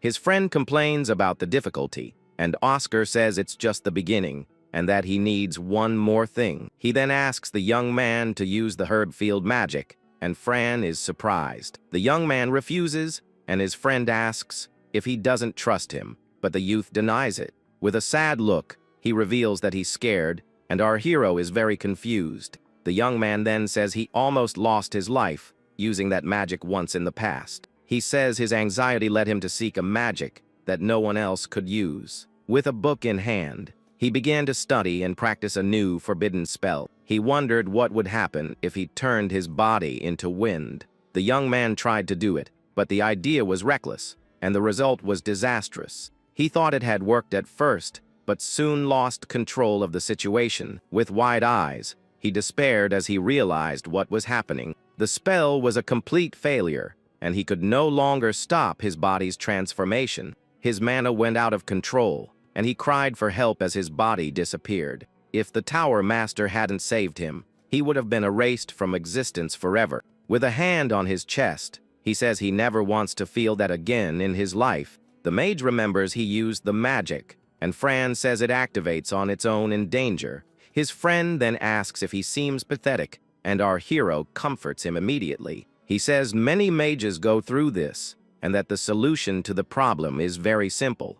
The hero says it's a lack of control, but Fran says that's talent and can't be trained. But the mage corrects him and says there's a way to force this ability to evolve. Our hero draws a summoning circle, and Fran questions if he's going to summon a demon. But the young man explains he's actually going to summon a wind spirit to merge with his body. With his hand raised, the blue-haired youth begins to recite the incantation for the summoning. After a while, nothing happens, and the mage says his friend's spiritual affinity is terrible. The boy says he felt a wind, but the hero reveals it was just his sigh of disappointment. With a red face, the young man gets frustrated, and Oscar tells him not to be discouraged. The boy despairs and wonders how he'll control his mana, but his friend says there's another way. Our hero remembers learning a ritual from the elves, and that it worked by accident last time. The young man asks if they should try again, but the mage tells him to get out of the way, and says he'll try. He stands in the middle of the circle, and says confidently that the Spirit King will remember him. The young man takes a deep breath, and remembers that last time it wasn't in a dark training room. The summoning actually happened in front of the giant, shining world tree. With his eyes glowing green, he calls the wind spirit to come to him right now. A strong wind arises and Fran is amazed, wondering how that worked on the first try. Then, a large spirit appears and asks the human if he was the one who summoned it to this place. The being says it's been 27 years, and the young man reveals he was the one who summoned it last time. The spirit says what matters is the bond and asks if he wants a pact of true friendship. To everyone's surprise, the hero refuses the spirit's offer without any hesitation. At the response, the spirit and Fran are completely confused by the young man's attitude. The hero smiles and explains he didn't summon it for himself, but for his friend Fran. The next day, the Veister meets the two brothers and accepts the proposal for the deal. He says the cure creator's stubbornness was strong, and the mage smiles at the response. Grang then introduces the level 5 knight Lasley Morgan and the level 2 mage Oscar. He explains that the first to take the other's necklace within 5 minutes wins the fight.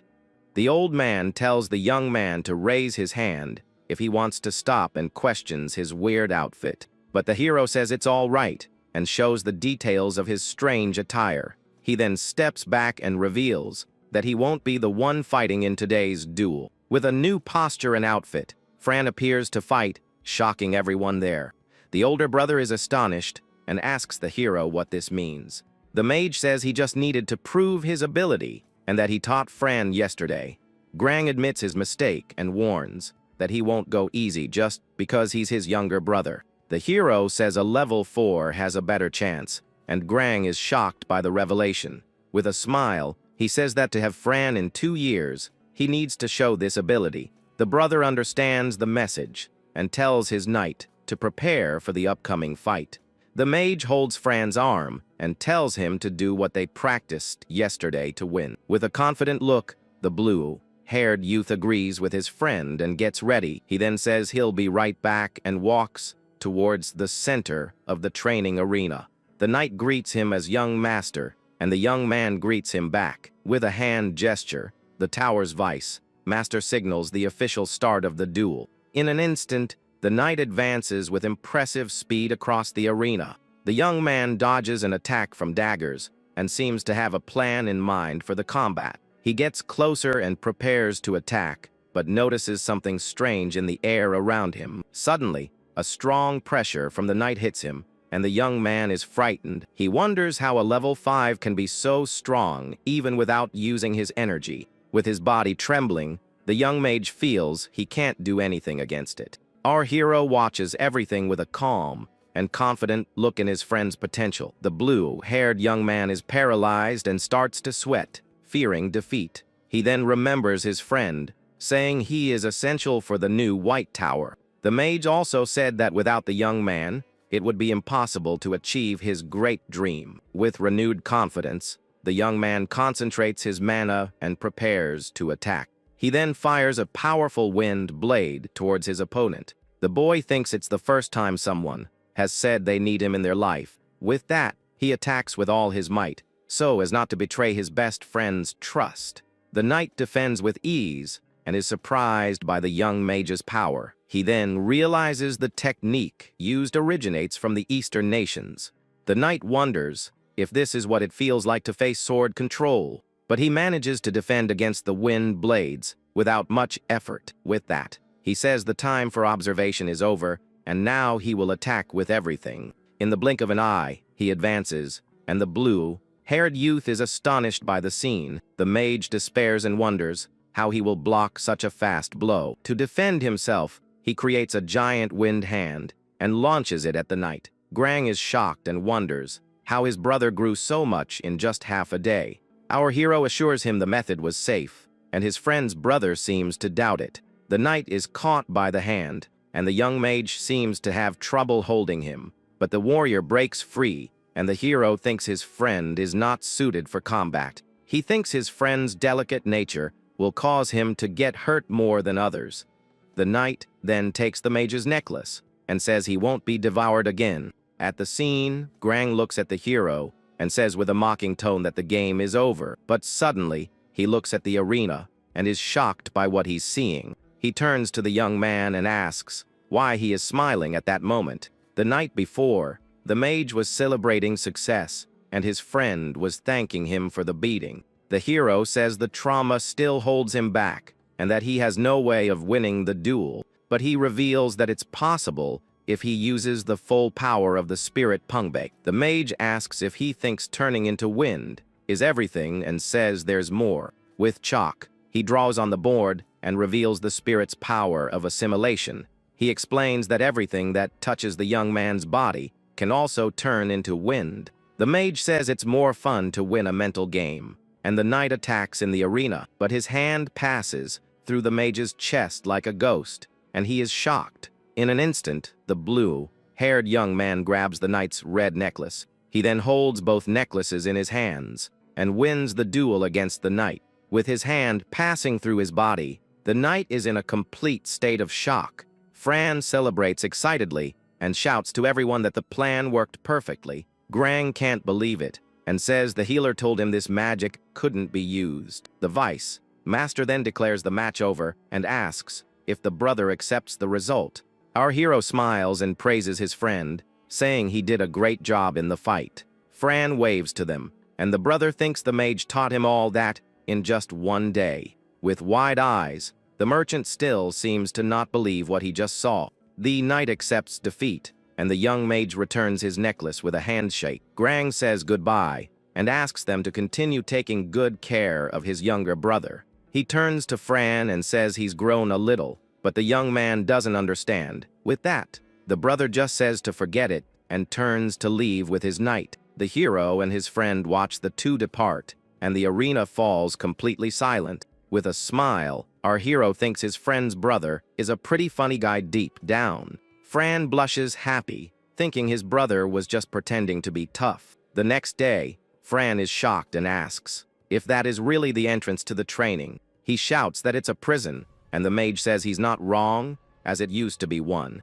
The young man complains he did nothing, and the hero explains it was an order from the vice master. He then collapses to the ground, and the mage says he needs to adapt to the wind spirit. With that, the hero grabs his friend and tells him to stop complaining because he won't pass away. With tears in his eyes, Fran asks if it's true, and the mage confirms and tells him to take care. After closing the door, the hero smiles and reveals he was the one who requested this training. The night before, he asked the Vice Master for 30 days of training for the young mage. The old man agrees and thanks the young man, saying he has good news for him too. He reveals that the Sirius Guild has offered their distribution network to them for free. The hero thinks the guild is betting on the tower's success, and Franz as a mage. He says it's great news, and the Vice Master reveals he has one more favor to ask. The old man then asks if he would consider giving a lecture to the other mages in the tower. Our hero sips his tea and says he can do it, but seems a bit suspicious. He asks why the focus isn't on the potion department at the moment. With that, he questions if there's a reason the mages need to get stronger now. The Vice Master praises him and asks if he's ever heard of the Night of Mages. An image shows the event's name, and the mage confirms he knows it very well. It was a day for mages from all towers to gather and improve their skills. But in reality, they always ended up fighting among themselves and causing a lot of trouble. The hero thinks if the event was abolished, it means the Emperor wants to revive it. The old man confirms and says the Black Tower is his biggest concern with this event. He fears the tower will be an easy target for them, and this makes the hero very anxious. With a determined look, he says he will give the lecture, and the Vice Master is surprised. He walks down the corridor and thinks he can't let the White Tower fall behind. With a smile, he feels grateful that a demigod would remember a mere human like him. Back at the summoning of the spirit Pungbake, he freaks out and asks who makes a contract like that. The giant being shouts and wants to know how the hero expects him to stay calm about this. But the mage interrupts him and says the name Silifrian of Serenity to the spirit. With that, the spirit is shocked and wonders how a human dares to speak the king's name. He then sends her a message and says firmly that the white mage has returned. Suddenly, a blue butterfly lands on the spirit's nose, and he is left speechless. The spirit queen appears and asks our hero who he really is. The spirit is astonished that a king would give direct orders to a mere human. The being then allows the fusion but says it will only be with a low-level spirit. The young man thanks him, and the queen sends a message for him not to forget the promise.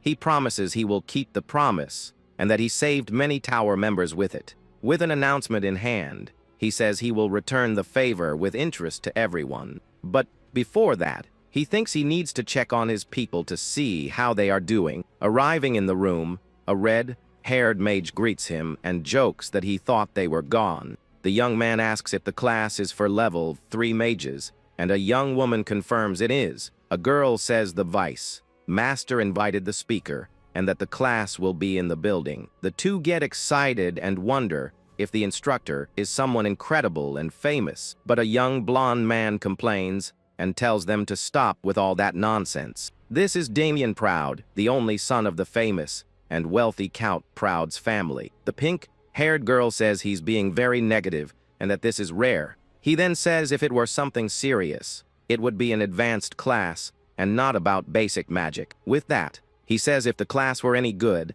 even the level 2 genius would be there. Suddenly, a sound linking magic is cast, and everyone is caught by surprise. The red-haired young man despairs and wonders if that is some kind of silence magic. At that moment, someone enters the room and greets everyone in a very calm voice. He introduces himself as Oscar Cruzion and says he will be the speaker from today on. Everyone is shocked and wonders why a level 2 is the instructor for that class. The students complain and think it makes no sense for someone of a lower level to teach them. The mage says anyone with complaints can leave the room, and the redhead is astonished. He explains they are no longer students, but that there is a condition for leaving. With an hourglass, he says they need to prove they don't need to learn any more. With that, he gives them 10 minutes to say they won't participate in his class. With a smile on his face, he asks if the task seems simple enough. The students are furious and realize he is forcing them to attend the class. They then understand that this is a test and that it's not something impossible to solve. The blonde young man understands that if they don't break the magic, they can't skip the lecture. The hero thinks he left a weak point in the spell, but that it won't be easy to break. Time passes, and the mage starts to wonder if no one will succeed. But suddenly, the young blonde man manages to break the magic and shouts for everyone to hear. The hero is surprised and remembers that boy was on the beginner's list. The hero looks at Damien Proud's file and sees that he is the only son of the famous Count. He congratulates him and thinks it was too easy because he had to hold back not to win. The instructor turns the hourglass and announces that time is up and Damien was the only one to pass. With a smile, the young blonde man asks if he doesn't have to attend the class, and the mage agrees. The young man feels awkward and thinks it would be strange to ask to stay after everything. Our hero notices the hesitation and invites him to come up and learn a new spell. He then asks for his favorite basic magic, and the young man replies that it's the wind blade. The young man says it's a nuisance, and suddenly, a green energy appears in his hands. With that, several blades of wind energy appear and float around the blonde young man. The mage smiles, satisfied, and says today he will teach him the true wind blade. He then takes one of the blades and says that at most, it's a poorly made version of the spell. With the blade in hand, he says there are 2 problems, and the young blonde man is astonished. The hero explains that the first problem is that the spell is not made of real wind. Seeing the young man's confusion, he explains the nature of elements like water, fire, and wind. He says wind only exists when air moves, and the young man seems to finally understand. With the other students watching, he says the White Tower is the domain of flowing wind. He then crushes the energy blade in his hand to prove the magic is very weak. The young man asks about the second problem, and the hero says he wastes too much mana.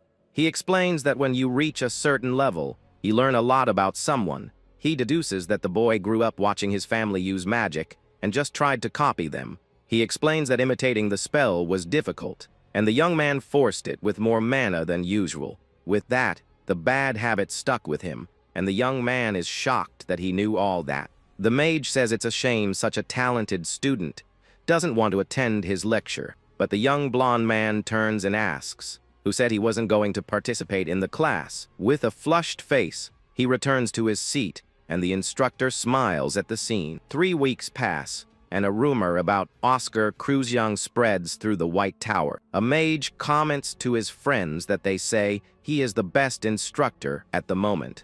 His colleague questions if he's only good for newbies, but the other says strong mages have gone to sea. One of them suggests they should go too, and their friend gets up, all excited. A young woman says they need to go early because the line for the class gets huge, and they won't get in. With that, they all get up hastily and head towards the classroom together. They rush out of the cafeteria so they don't lose their spots in the famous lecture. In the classroom, the pink-haired girl is astonished by the number of people who came. Suddenly, someone notices that even Elder Maxim is there and says it looks like a seminar. Our hero then enters the room and says that today's spell is very important for them. The students get excited, and the instructor says it's the most useful magic for a mage, but he reveals that it's wind magic, and all the students fall completely silent. They complain that it's a waste of time because it's a very basic and well-known spell. The elder then stands up and asks if he is really going to teach wind magic to everyone. He confirms and asks the elder to show his wind magic, and the man agrees immediately. With that, the elder releases a powerful gust of wind that impresses everyone in the classroom. Our hero thanks him and says that's enough for what he needs to show. He then turns and calls a blonde girl named Amy Lavin to do the same. The young woman gets nervous and asks why he chose her, but casts the spell anyway. A warm, gentle breeze passes by 2 students who seem to really enjoy the sensation. The instructor then asks the class what the big difference was between the 2 spells. Some say it was the power, but a young woman answers that it was the nature of each one's mana. The young woman is surprised he knows her name, and the mage confirms that she is correct. With a smile, he says the difference was in the mana used and asks if that isn't fascinating. He explains that the spells were the same, but one was a desert wind and the other a breeze. The blonde girl nods in agreement and the hero prepares for another question. He asks if anyone knows what the nature of Manhwa is, and a student answers about the systems. On the board, he writes that they will focus on harmony with the elements of wind and water. One of the students says it's because of the properties, and the mage nods in confirmation. He explains that fire and lightning don't have harmony because they can't be cold at the same time, but wind and water can be hot or cold, and that's why they represent harmony. The hero creates a ball of water and says there's a difference between the white and blue towers. With the water boiling in his hand, he says for that, you just need heat and a little time. The water turns to steam, and he says creating hot wind is easier than boiling water. As the magic spreads, some feel heat and others cold, and he compares it to a chameleon. Oscar says that wind is freer than any other element and can be very powerful. He explains that only wind can contain all harmony and that they must understand it. The instructor says that defining wind as an entity is the main point of today's class. Suddenly, the elder begins to concentrate and think about what wind is to him. Our hero realizes something is happening and is surprised by the man's reaction. A student worries about the elder, but the mage shouts for no one to interrupt him. With a serious look, the old mage continues his concentration, and a student asks not to touch him. The instructor tells everyone to back away and reveals that the elder is having an awakening. With a red aura, the man seems to be on the verge of reaching a new level of power.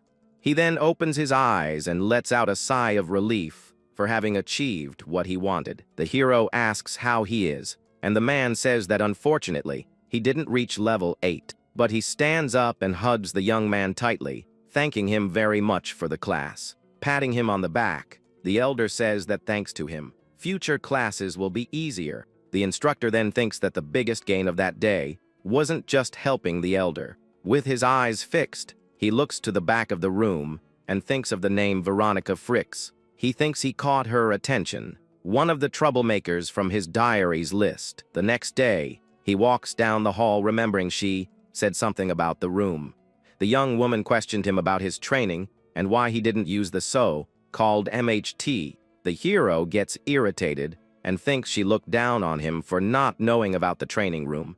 With a sigh, he finally arrives at the place the young woman talked so much about the day before. He is impressed and thinks that of the 300 rooms, only 3 have golden doors. The young man opens the door and wonders why it isn't automatic if it's so special. Standing on a mat, he looks around and tries to understand what's different there. Suddenly, a mysterious voice greets him, and he wonders what changed in the environment. A system introduces itself as Argo, and the hero realizes the room uses magic technology. He gets annoyed, refuses the registration, and thinks about the money the Yahello Tower is making. The system then treats him as anonymous and says he can choose from 100 levels. He chooses level 1, and the system materializes 3 colored spheres in front of him. The challenge is to pop the 3 spheres with any type of attack he wants to use, but he pops them all at once, and the system congratulates him for passing level 1. With a smile, the young man thinks that was easy and asks to increase the difficulty. He then chooses level 100, and the system warns him of the dangers, but he doesn't care. Stretching, he wonders how difficult the highest level can be. Suddenly, he opens his eyes, and a small sphere of light appears in the corner of the room. Then, 1,000 spheres appear, and the system says he can't be hit more than 10 times. Without wasting time, he launches several wind blades and destroys many spheres in the air. He realizes he needs to pop them all, and that if he continues like this, his mana will run out. So, he decides to use minimal power and concentrates a green energy in his hand. In the blink of an eye, he fires a shower of small spells at the spheres. He dodges the attacks and thinks the new tactic is much more efficient than the previous one. But he thinks the training has gone beyond the level of children and that this is an exaggeration. Panting, the system congratulates him and says he finally managed to pass level 100. He then throws himself on the floor and says with a smile that it was a good warm up to start. Tired, he thinks that modern mages train from a young age and are better than the old ones. With that, he gets up, determined to train more and eat well to get stronger. Suddenly, Veronica appears and asks if he thought she would ignore him that day. The young man is surprised by her presence and asks if she also came to train. He says he came to take a look, and she corrects him, saying the theory isn't his. The young woman is confused by the young man's attitude and wonders if he ate something strange. She then enters the room and asks the system to start at level 50 for a warm-up. After the training, she asks the system if there have been any changes in the room's rankings. A screen appears and shows someone named AA in first place with a record time. The young woman wonders who this person is, and the system says it cannot reveal their identity. She thinks the record is for level 5 mages, and that it was a first for the continent. The young woman insists on knowing, but the system repeats that it cannot disclose personal information. With that, she wonders if the record holder is Oscar, and the system repeats the same message. The next day, Oscar is walking with a sore body when the elder calls him down the corridor. The old man greets him and says it's a good time to discuss an important matter. He reveals that vendors are not buying the potions because of the blue tower. Angrily, he thinks about how he will get revenge and wonders why the coffee line is so long. He finds 2 delivery drivers and asks what their route for the day will be. One of them talks about the salary increase, and the hero wonders if they are knights. The red-haired young man says the tower master takes deliveries very seriously. The delivery drivers say the only advantage is that the citizens like them a lot. One of them comments that the elderly always give them food when they deliver heavy packages. With an idea in mind, he approaches and asks if they always meet the customers. The young man confirms, and the hero smiles, because he already knows what he's going to do to solve the problem. With a handshake, he thanks them and runs off to put his new plan into action. He goes straight to the vice master's room and prepares his presentation for the old man. With conviction, he says the delivery division should also do door-to-door sales. The old man says it's impossible because the potions are not for the daily use of common people.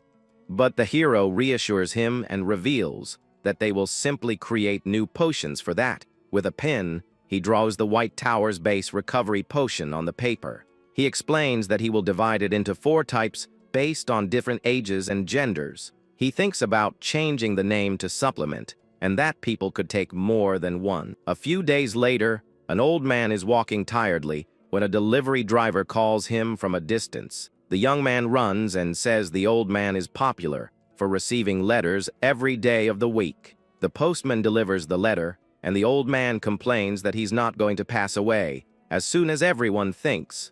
But he complains that at 80 years old, his body and mind are already very heavy. The young man asks if he wants to try a new product that the White Tower has launched. He then takes a small potion out of his bag and offers it to the old man as a sample. He explains that it's a supplement and that it will help improve his health and well-being. 2 gentlemen are playing chess when one of them asks if his friend has been taking some kind of magic elixir. The old man explains that he's actually taking the new tonic created by the White Tower. Meanwhile, the hero is writing at his desk when a colleague warns him that they have a big problem. With a newspaper in her hand, the blonde woman says their potions will end up spoiling at this rate. The headline shows that the Blue Dragon Tower is offering an enormous winter discount on their potions. The girl panics, realizing they want to push the White Tower out of the potion market. She then laments that after a month, they won't even be able to get back into the business. The young man suggests selling the flu and recovery remedies together, but the woman immediately rejects the idea. He figures the rival tower would use it as an excuse to attack them for toying with people's lives. The blonde woman asks if they're just going to accept defeat, and the hero asks about their stock. She confirms there are so many bottles they wouldn't even notice if 100 were taken, and the young man smiles at this. The young man shows a new recipe and suggests reprocessing all the unsold potions as tonics. Holding the paper, he says it makes no sense to keep a bunch of remedies that aren't selling. Reading the sheet, the girl sees that large families will get additional discounts for buying multiple items. The hero plans to pay the information guild to spread a rumor, and she asks what it would be. With a clever look, He reveals the product's name, calling the special potion M0. He thinks it'd be fun to spread a rumor that the tonic helps with vitality, and the young woman looks disgusted. Holding a small sphere, he explains that this core has excellent recovery effects. The mage thanks his colleague for keeping watch, and then swallows the small, glowing pill. At that moment, the guard watches in amazement as green energy begins to emanate from the young man's body. The protagonist focuses his mind and takes a deep breath, trying to stay as calm as possible. With a green aura surrounding him, the young man meditates to absorb all the power from the magic core. The guard figures that this must be the first real elixir the young man has ever taken in his life. He's impressed to see the mana flowing so smoothly through the talented mage's hands. After a while, the young man finally opens his glowing eyes, showing that the process is over. In the morning, the hero stretches in bed and thanks his colleague for waiting up so late. The young man notices his shoulders are healed and stronger, and the guard says he's heading out. He says goodbye to his friend but looks out the window, thinking he's still not the least bit sleepy. With that, he decides to get up and grabs a mysterious firearm from his side table. Analyzing the object, he wonders if he should create a spell to reduce the recoil damage. That same night, a man in a tie with a briefcase walks toward the mana plant. The green-haired security guard blocks his path, telling him that no one is allowed inside. But the mysterious man smiles and shows a badge from the Royal Special Investigation Division. The guard is shocked and questions why someone so important would visit a place like this. The investigator explains that they received orders to analyze the rare core that hatched in the area. Back to the protagonist, he's talking with Veronica, and she confirms she's seeking a burning wind. The young woman explains that the nature of mana isn't about what a person wants, but what suits them best. With her big green eyes, she looks at the young man and reflects on what would suit her best. She smiles and jokes that, following that logic, his wind would just be annoying and not at all comforting. The pair finally arrives by carriage at the manufactory, and the hero stretches, all excited. The hero makes a confused expression as he sees what's happening in front of him. Veronica uses her wind magic to push away a huge, slummy monster that was blocking the area. The green creature is crushed by the magic, and the hero understands why people speak so highly of the girl's skills. He's impressed by her casting speed, thinking that even experienced mages would take longer. The young man thinks she could be trained as a spell shooter, just like a famous old mage, but the girl turns around with a furious glare, scolding him for not helping with the cleanup. With that, he gives in and also attacks one of the slimes as she warns that the monsters are crowding the entrance. The young mage reflects on this information, that the creatures are only grouped at the building's door. He then begins to watch closely as dozens of green slimes crawl together across the plant's floor. The young woman tells him to focus on the monsters outside and asks if he doesn't find the situation strange. He asks her to notice how the creatures are fleeing toward the exit, as if they want to get away from the inside. Elsewhere, someone analyzes numerical data of dynamic mana and calls out our great protagonist's name. This is a fellow researcher who suggests testing the new magic, using those same values right then. Before them, a huge, glowing serpent made of pure magic appears, and the green-haired young man is shocked, excited. The colleague shakes the hero's hands and assures him he'll be listed as a co-author on all the research. The protagonist is surprised and wonders if that powerful spell was really the focus of the whole study. The green-haired man explains that the problem they solved was a spell created by the tower's former master. The majestic and brilliant magical creature, shaped like a giant serpent, is known by the name Ouroboros.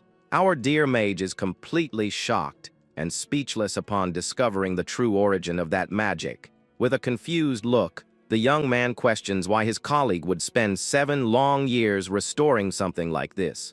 The friend then reveals that the magic defies the laws of conservation, creating a nearly infinite energy source. He explains the reason for the name and admits that, despite everything, he still considers the spell a great failure. The scientist laments that humanity has already conquered the land and seas using their grand sailing ships. But he says that to master the skies, they decided to launch a bold project with ships that fly in the clouds. The goal was to create large airships to have an advantage against demons, using Ouroboros as the engine. Although brilliant, the project was cancelled because the energy output was too weak to move a ship. He then details the idea of creating a powerful battery that would provide continuous and limitless energy to everyone. The protagonist becomes apprehensive and asks if the Yahello Tower has any knowledge of that research. The colleague confirms they don't, as they consider airships nonsense and are already focused on another type of transport. He describes the new invention as a massive iron horse that travels across the land, called a train. The young man reflects that the rival master wouldn't invest in something bad, and that trains will change the world very soon. However, he soon concludes in his thoughts that nothing on the ground would be as shocking as a ship in the skies. With that, the young man realizes his colleague kept the business running at a loss to monopolize the delivery market. The friend smiles and agrees, saying that people today depend only on old carts and boats for freight. He's confident that dominating the skies with commercial ships will make even the popular trains obsolete. The scientist says the big goal now is to reveal all this incredible magic at the White Night Festival. He thanks the hero from the bottom of his heart for helping to finally complete this long-awaited dream. The protagonist gets emotional seeing that his students never forgot his great dream, which was considered impossible. He decides he must lead the way like a true master and proposes they take the idea a little further. The researcher's eyes widen in surprise at the incredible proposal to reveal the prototype directly at the festival. Smiling, the hero asks what his colleague thinks about making that very idea their grand objective. The scientist agrees, saying that seeing something real is much more impactful than a simple, vague concept. At this, the young man thinks there was no need for the researcher to dedicate 7 long years to this spell. The colleague celebrates, wanting to tell Sasha the news, and the protagonist is shocked by this information. With comical tears, the hero laments that the girl ordered the spell to be restored without even defining a purpose. The young researcher admires the magic and says that this is their first step in 7 years toward the skies.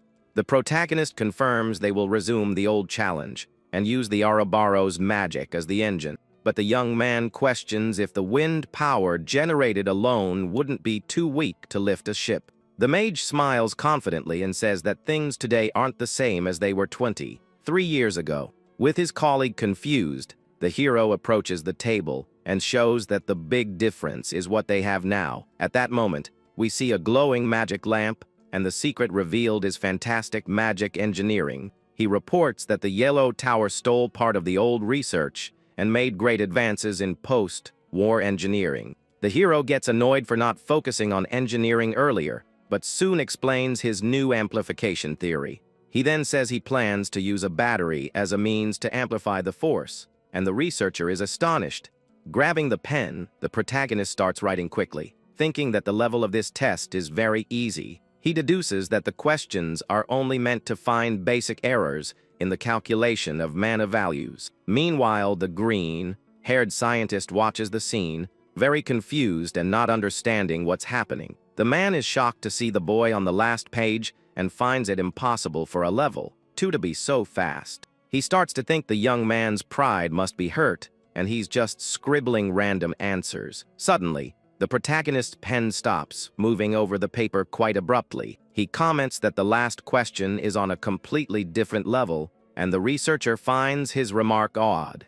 Smiling, the hero thinks that this problem looks a lot like the old spell he created himself. Calmly, he hands the clipboard back to the scientist and says he's finished solving everything. The researcher takes the papers, surprised, and asks how he answered the last question without showing his work. Sighing, the green-haired man laments, thinking he expected more from such a well-recommended boy. But as he reads the answers, he's completely shocked, realizing the young man did it all in his head. His eyes widen in pure amazement at the absurd genius in the calculations of this simple student. Trembling, he stares at the hero and asks if the boy really thought the last answer was correct. The protagonist turns with an innocent expression and asks which of the 4 values he was referring to. The scientist is paralyzed when the young man says he used dynamic mana values to solve everything. At another time, a blonde mage jokes that the researcher lives buried in studies and doesn't know the latest news. The green-haired man looks around and notices that the atmosphere in the White Tower really seems to have changed. The blonde man comments that everyone there has been happier lately, as if they'd won the lottery. He then reveals that it's all thanks to our hero's absurd potential, which has finally blossomed. Listening to the story with a cup in his hand, the researcher asks if this boy is a master of alchemy. The excited pair explains that besides building things, the boy also has a genius mind for business.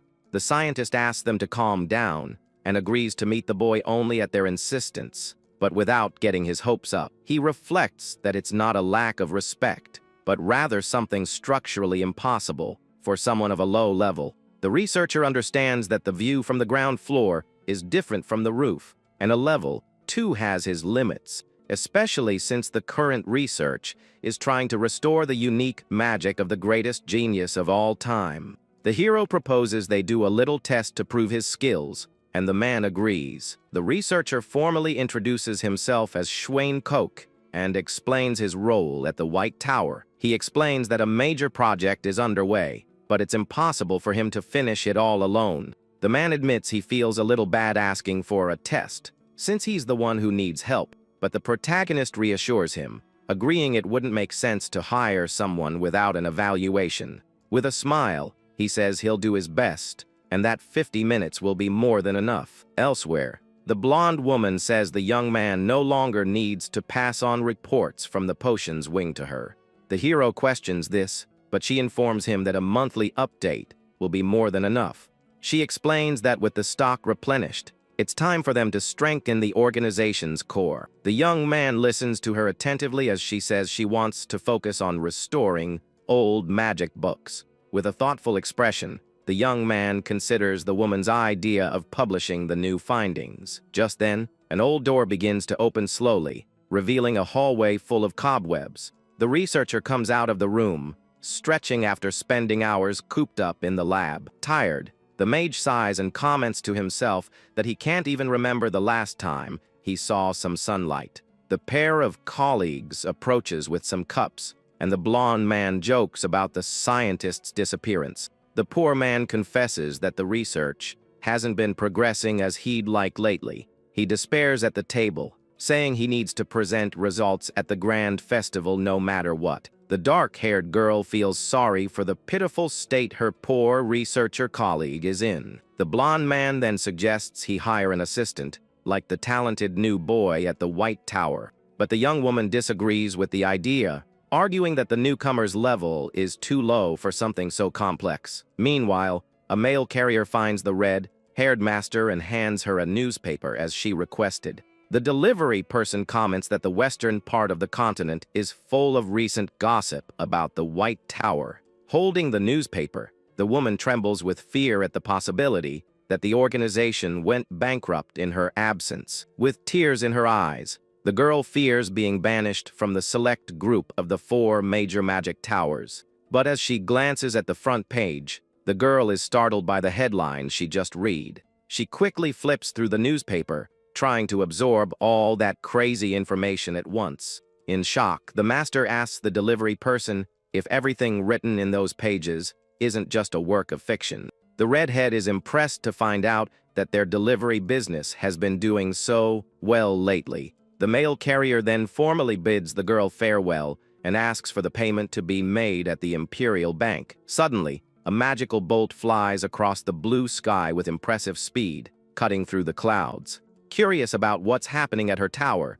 the red-haired master takes flight, determined to see it all up close. Back at the tower, the blonde woman praises the hero, confirming that he is a talented and surprising mage. The young man doesn't understand the sudden praise and thinks to himself that this situation seems almost magical.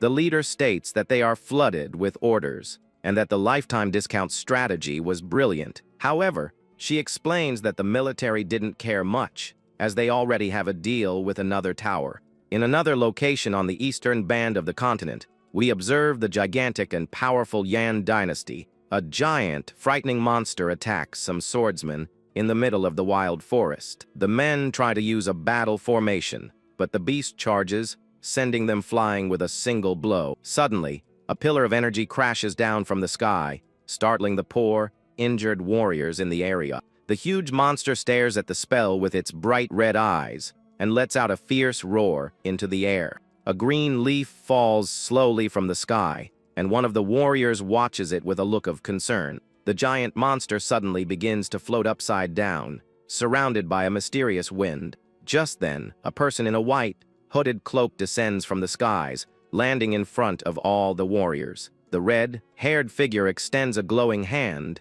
and announces she will send the creature to the ground. With a relentless wind spell, the monster is hit by several cutting blasts of energy. Huge pillars of wind tear through the skies as the swordsman asks if she is from the Tower of Magic. The mysterious hooded person greets the warrior, and he introduces himself as Jong Chun of his clan. At that moment, the mysterious woman holds the edge of her hood and decides to reveal her true face.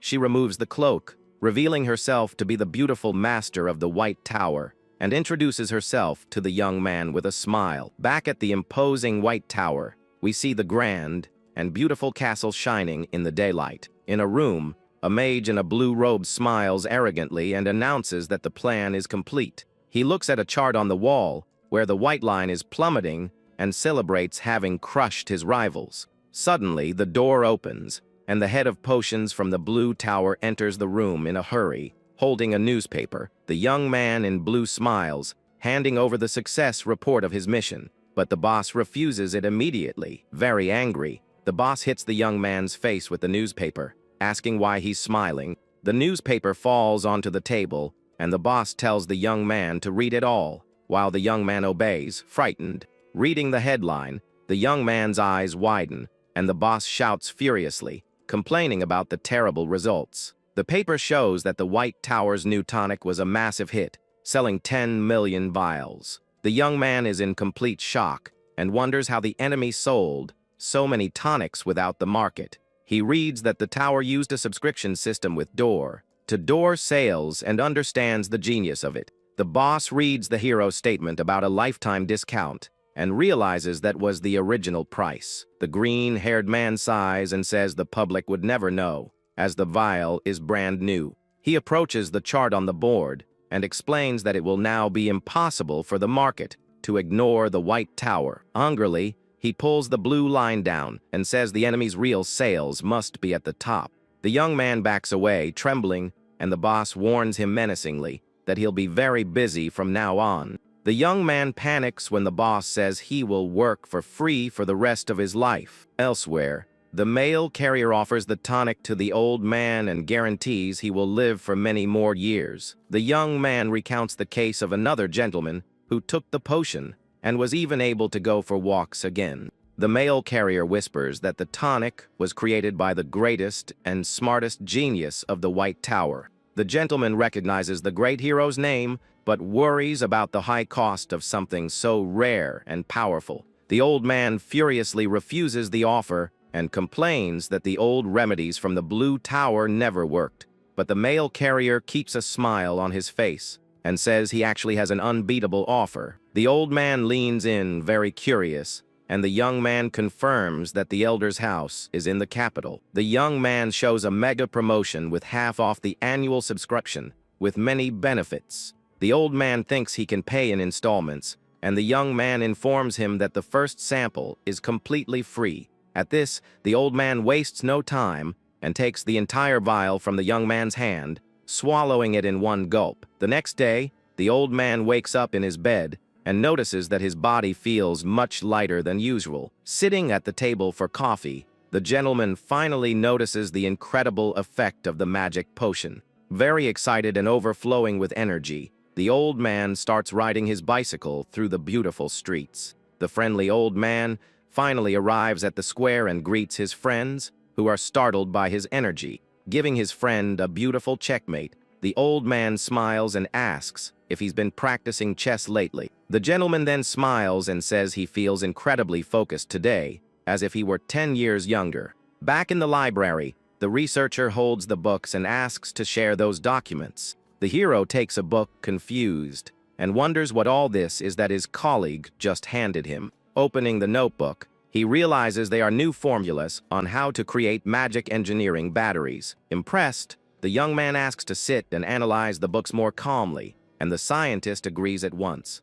The young man sees that the notes are derived from the Great Serpent spell and praises his colleague's flawless research. The young man then asks if they are going to start the study, and the scientist says he has something to say first. The hero swears total secrecy, but the researcher sighs and says he actually owes him an apology. The young man finds this strange and questions why restoring an old spell would be worthy of an apology. The man regrets getting him involved in this, warning that the Yellow Tower might even try to take them out to stop the plan. But the hero smiles, relieved, and says he thought it was something serious, leaving the poor scientist very confused. The researcher warns of lawsuits and secret assassins, but the young man agrees with all of it. Walking, he reflects that if he lets fear dominate him, he'll make 1,000 excuses and end up doing nothing. He then says that running away out of fear would mean never escaping his current life, being just an empty shell. The hero recalls the humiliations at the White Tower and is confident that this research will give them the strength to fight back. The scientist lets out a contagious laugh and praises the young man for stealing all the cool lines he was going to say. He extends his hand to the hero, wondering how he never noticed the young man was such an interesting person. With a firm handshake, the new pair of geniuses seals their great partnership to revolutionize all of magic. On the first day of research, the hero points to a specific spot on the grand, glowing magical hologram. He notes that the equation reduces the magic's power, but his colleague warns that removing it would affect stability. The researcher suggests focusing on safety, since the final goal is just to build a safe flying ship. By the fourth day, the man is despairing over the modification errors, while the young man remains super calm. The hero suggests changing the engineering's serial structure to make it even more complex and super safe. Excited, the man agrees and asks to give it a try, while the young man offers to bring food and lots of coffee. Suddenly, the library lights go out by themselves, and the pair is startled by another sudden blackout. The protagonist resigns himself to the power outage and leaves to get coffee, suggesting a well-deserved break. On the sixth day, the partner is walking and confesses he's been thinking a lot about the project lately. Staring at the spell, he thanks the hero for his support, admitting he couldn't have finished it all alone. The young man watches him in silence as he hears his colleague say he doubted he'd even make it to the airship phase. The man smiles, relieved, and thanks him again for seeing the magic spell reach perfection so quickly. But the lights start flickering again, and the hero calls his partner's attention to the nuisance. The scientist laughs, finding it funny that the power plant would fail at such a moving moment, saying it even highlights the magic. At that instant, an announcement over the loudspeaker summons our hero to the tower's vice master's office. The colleague tells him to go ahead and assures him he'll finish the battery that will interact with the serpent. Arriving in the room, the vice master comments that the power outages in the tower have been unbearable lately. The old man then says the power plant needs a cleaning, and the hero understands they have to get rid of some slimes. The leader thanks him for taking on the task, admitting that the staff shortage has let the slimes multiply. He asks the boy to go the next morning and tells him to meet Veronica at the entrance. The hero makes a confused face, wondering why on earth they would need a level 4 mage there. The vice master smiles and says that newcomers should work in pairs and that young Veronica seems quite frustrated. The young man accepts the mission and bows as the old man laughs, asking him to take care of everything. Looking at the clear sky, he realizes the slimes are just an excuse to force him to talk to the girl. Inside a carriage, the young woman complains about the boy's tardiness, and he just greets her with a "good morning." He gets into the carriage, stating he arrived 5 minutes early, and the girl just tells him to shut up. With that, the carriage pulled by 2 horses finally departs, leaving the large building behind. Sitting in silence, the young man listens as the young woman firmly states they are not going to a classroom. He agrees, saying they are going to the Manhwa plant, but the woman makes it very clear that she is the mission leader. She explains that she has more practical experience and warns him not to act like a teacher outside the classroom. The young man agrees to the condition, and the two continue the rest of the long journey in total silence. With her arms crossed, she tells him to be quiet because she needs to use the trip to get some sleep. The young man asks why she's so irritated, and the young woman freaks out because he keeps acting like her master. Smiling, he offers to help, advising that if there's a shortcut in front of her, she should take it. Hearing this, the mage narrows her eyes angrily and glares at the young man with a hateful expression. The hero focuses his blue eyes on her and thinks of the name of this proud and difficult to handle student. Watching the young woman sitting there, he recalls having written before that she possessed exceptional talent. Smiling as if feeding an angry kitten, he asks if she doesn't feel better after venting. The young woman turns her face, breaking into a cold sweat, and realizes her recent insomnia is all because of his classes. She reveals she wants to create an intense wind like the elders, but is frustrated that she can't replicate it. The young man notices the student's exhaustion and deduces that her doubt is just the price for sleepless nights. The young woman suddenly asks what he just said, while he tries not to laugh at her attitude. Hiding his laughter, the young man explains that if she's stuck in her training, it's because of the class on the nature of mana. The girl confirms this and laments not being able to achieve the powerful wind, and the young man agrees it's difficult. He states that this type of wind doesn't suit her, and the young woman retorts that she trained hard for it. The mage says that others notice things we don't see, and asks what kind of wind she thinks he would use. The woman states it would be an annoying wind, and he laughs, revealing that his magic is actually very comforting. With his eyes closed, the hero confesses that he also finds it strange, as he's never considered himself a warm person. Arriving at the location, he sees slimes on the wall and says that mindless creatures follow their survival instincts. The girl ignores this and asks if he thinks there's a dangerous monster hidden at the end of that hallway. The young man walks among the green slimes, urging her to hurry, and the mage tells him to stop giving orders at once. Entering the large energy chamber, they are faced with countless glowing threads of magic scattered everywhere. They are shocked by a huge, glowing cocoon, and the hero reveals it's a silkworm that feeds on mana.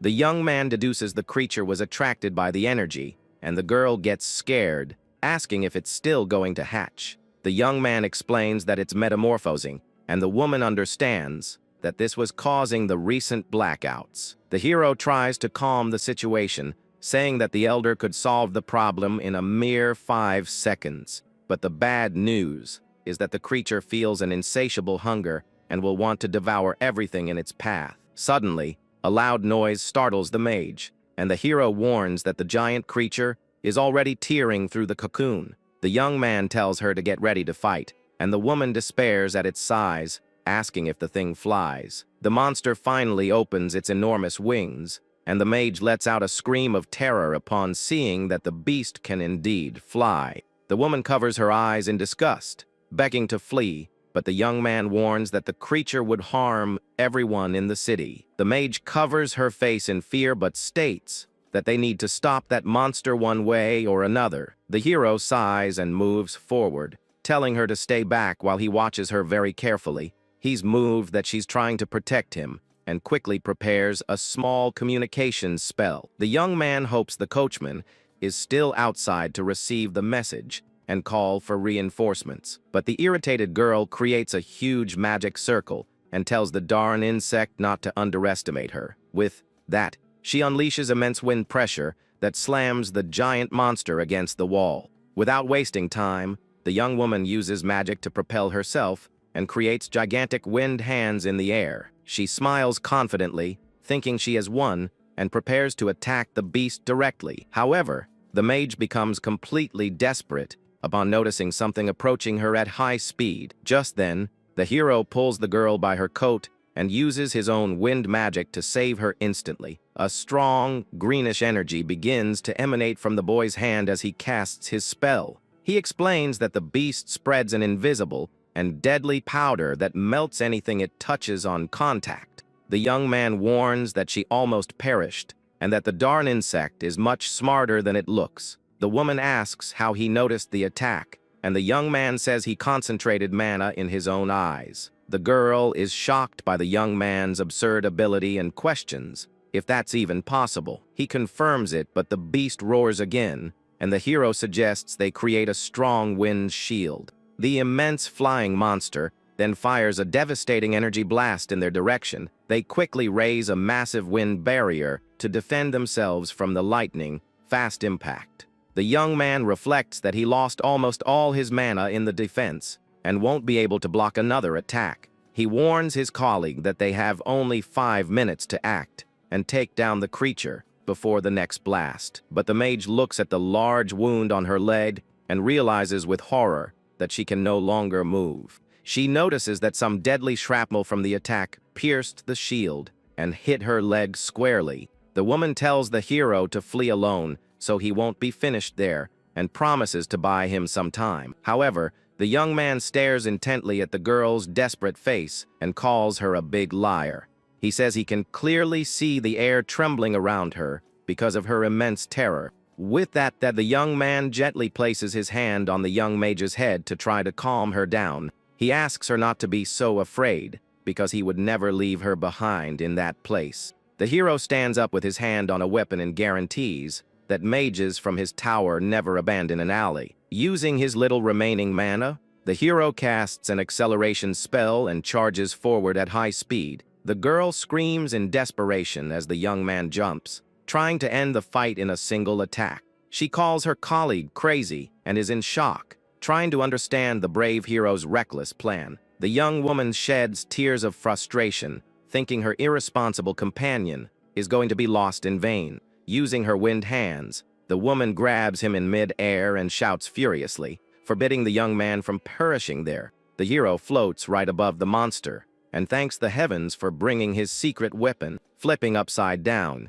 the young man draws an imposing pistol and aims it right at the darn insect. He then bids the massive creature farewell and pulls the trigger, firing an incredible blast of energy. The giant insect lets out a deafening cry of pain as it's hit squarely by the powerful attack. The hero suffers from the weapon's brutal recoil and notices he failed to hit the enemy beast's head. At that exact moment, the young man's blue eyes widen with the terrible surprise he just had. The young man panics completely upon seeing that the monster's deadly light attack has already recharged. In that moment, a gigantic pillar of light explodes upward, destroying everything in its path. The hero falls through the air and realizes that the massive creature was actually planning to escape from the beginning. He then deduces that the flying beast cannot be allowed to escape and must be stopped immediately. But the big problem is that the young man no longer has enough mana to pursue that monster. With that, he spots the mysterious, glowing magical threads of the silkworm floating in the air. Without wasting time, the young man stretches out his arm and launches himself toward the strong, suspended line. The warrior's hand firmly grabs the thin energy cord, feeling a tremendous jolt. The young man swings through the skies while his colleague screams in desperation, asking if he's lost his mind. The girl panics completely, wanting to know why the madman would grab onto that bizarre thing. But the fearless hero ignores the screams and uses the strong momentum to soar high at great speed. The gigantic abomination continues flying toward the clouds, letting out sharp roars and fleeing the battle. The insect notices the hero's rapid approach, while the woman below complains that she's going to be sick. The creature becomes furious with the pursuit and decides to fire a brutal attack backward at once. With a shrill roar, the abomination opens its immense and terrifying mouth full of sharp teeth. The young man suffers from the strong impact of the wind and complains about the whiny attitude of that annoying creature. At that moment, the young man points his powerful weapon and asks if the beast knows why we have 2 hands. He then lets go of the thin energy cord, opening his free hand to begin the final move. The warrior uses the force of gravity and falls, aiming directly at the creature's strange, open mouth. With a smile, the hero fires a little attack right into the monster's center, saying he only has 1 head. The young man's face shows a look of extreme confidence as he declares that this victory is already his. A huge explosion tears the beast apart from the inside out while the victor begins to fall through the air. The protagonist plummets in freefall with a dirty face, calmly calling his partner's name. He warns that he's out of magic and asks the mage to save him from becoming a pancake on the hard ground. The young partner panics and quickly casts a wind spell to try to cushion his fall. Two gigantic, greenish hands of energy gently catch the young man's body, saving his life. The woman runs to the soft landing spot and calls out to her colleague lying there, screaming to ask if he's alive. The skilled warrior remains sprawled with his eyes closed, giving the mage a terrible scare. Annoyed, the girl slaps the slacker's face, making him wake up with a groan. The young woman then angrily punches her colleague in the face, complaining about the huge scare he gave her. The old man runs over in a panic, wanting to know if they're okay, while the young man says he's been hurt. The gentleman is shocked by the dislocated arms, but the hero quickly accuses his colleague of assaulting him. The next day, the Grand Tower awakens with a buzz as everyone talks about the morning paper. The young man is now resting in his room and comments to his partner that the journalists were quite fast. Reading the article about his great deeds, he confesses that being a hero doesn't excite him as much anymore. The mage says it brings fame and money, but soon states she prefers to just take care of her own things. The young man praises her humility, but suddenly the bedroom door is thrown open with great force. A blue-haired boy enters in a panic, wanting to know the condition of his sick friend in bed. The newcomer confirms he finished his training and came running upon hearing about the dangerous battle. The rookie finds the protagonist's exhaustion strange, but the experienced hero just cracks a smile. The sick young man states that the blue-haired boy's gaze has improved and now calls him a great level 4 mage. The mage scolds her rookie friend, asking why he's acting so familiar. The confused boy states that they are close, and the irritated girl yells that it has only complicated her life. But the young woman sighs, giving up the fight, and soon changes the subject, calling for her partner lying in bed. The hero responds promptly while his partner observes him intently, wanting to clear up a certain doubt. She asks if her colleague is part of a secret group, and the confused young man asks what that would be. The girl notices her friend's confusion and simply decides to drop the strange subject for now. At that moment, the Tower Master enters the room, smiling to see all three of them reunited. The man informs them that the Vice Master wants to see the pair to evaluate their training and congratulate them on the mission. The rookie smiles excitedly, confirming the order, while the young mage just listens to everything in complete silence. The pair leaves the room, and the experienced master approaches the bed, wanting to know about the young man's physical condition. The gentleman is very relieved by the improvement and soon places a small red box in the warrior's hands. Opening the object, the hero finds the creature's glowing core, in addition to receiving the mystical threads. The young man is shocked by the enormous value of the items and discovers that the Vice Master deemed him worthy of the prize. The gentleman also reveals that his mission partner gave up her share of the rewards, thinking it was fair for the young man to have it. With a smile, the warrior accepts the gift and immediately announces he will consume the glowing core right there. Far away, two men talk during the night, sealing a long agreement to help the famous royal family. Just then, the dark-haired subject activates his magical eye ability to investigate the traces left behind. The investigator analyzes the old combat zone, observing the immense currents of energy floating around. The assistant comments on the pair that was at the location fighting, and his partner confirms the strange story. Stopping his walk suddenly, the powerful investigator praises the violent scene, stating he's impressed. He approaches a wall, carefully examining the remnants of the giant cocoon left by the monster. The man deduces that the enormous mass of power was the silkworm reacting strongly to the first magical attack. Evaluating the fight through the large remnants, he concludes that the mages showed good agility. However, the partner mage ended up losing her calm in battle and injured her own leg during the confrontation. The skilled agent stares into the darkness, trying to understand who finished off the powerful, deadly flying monster.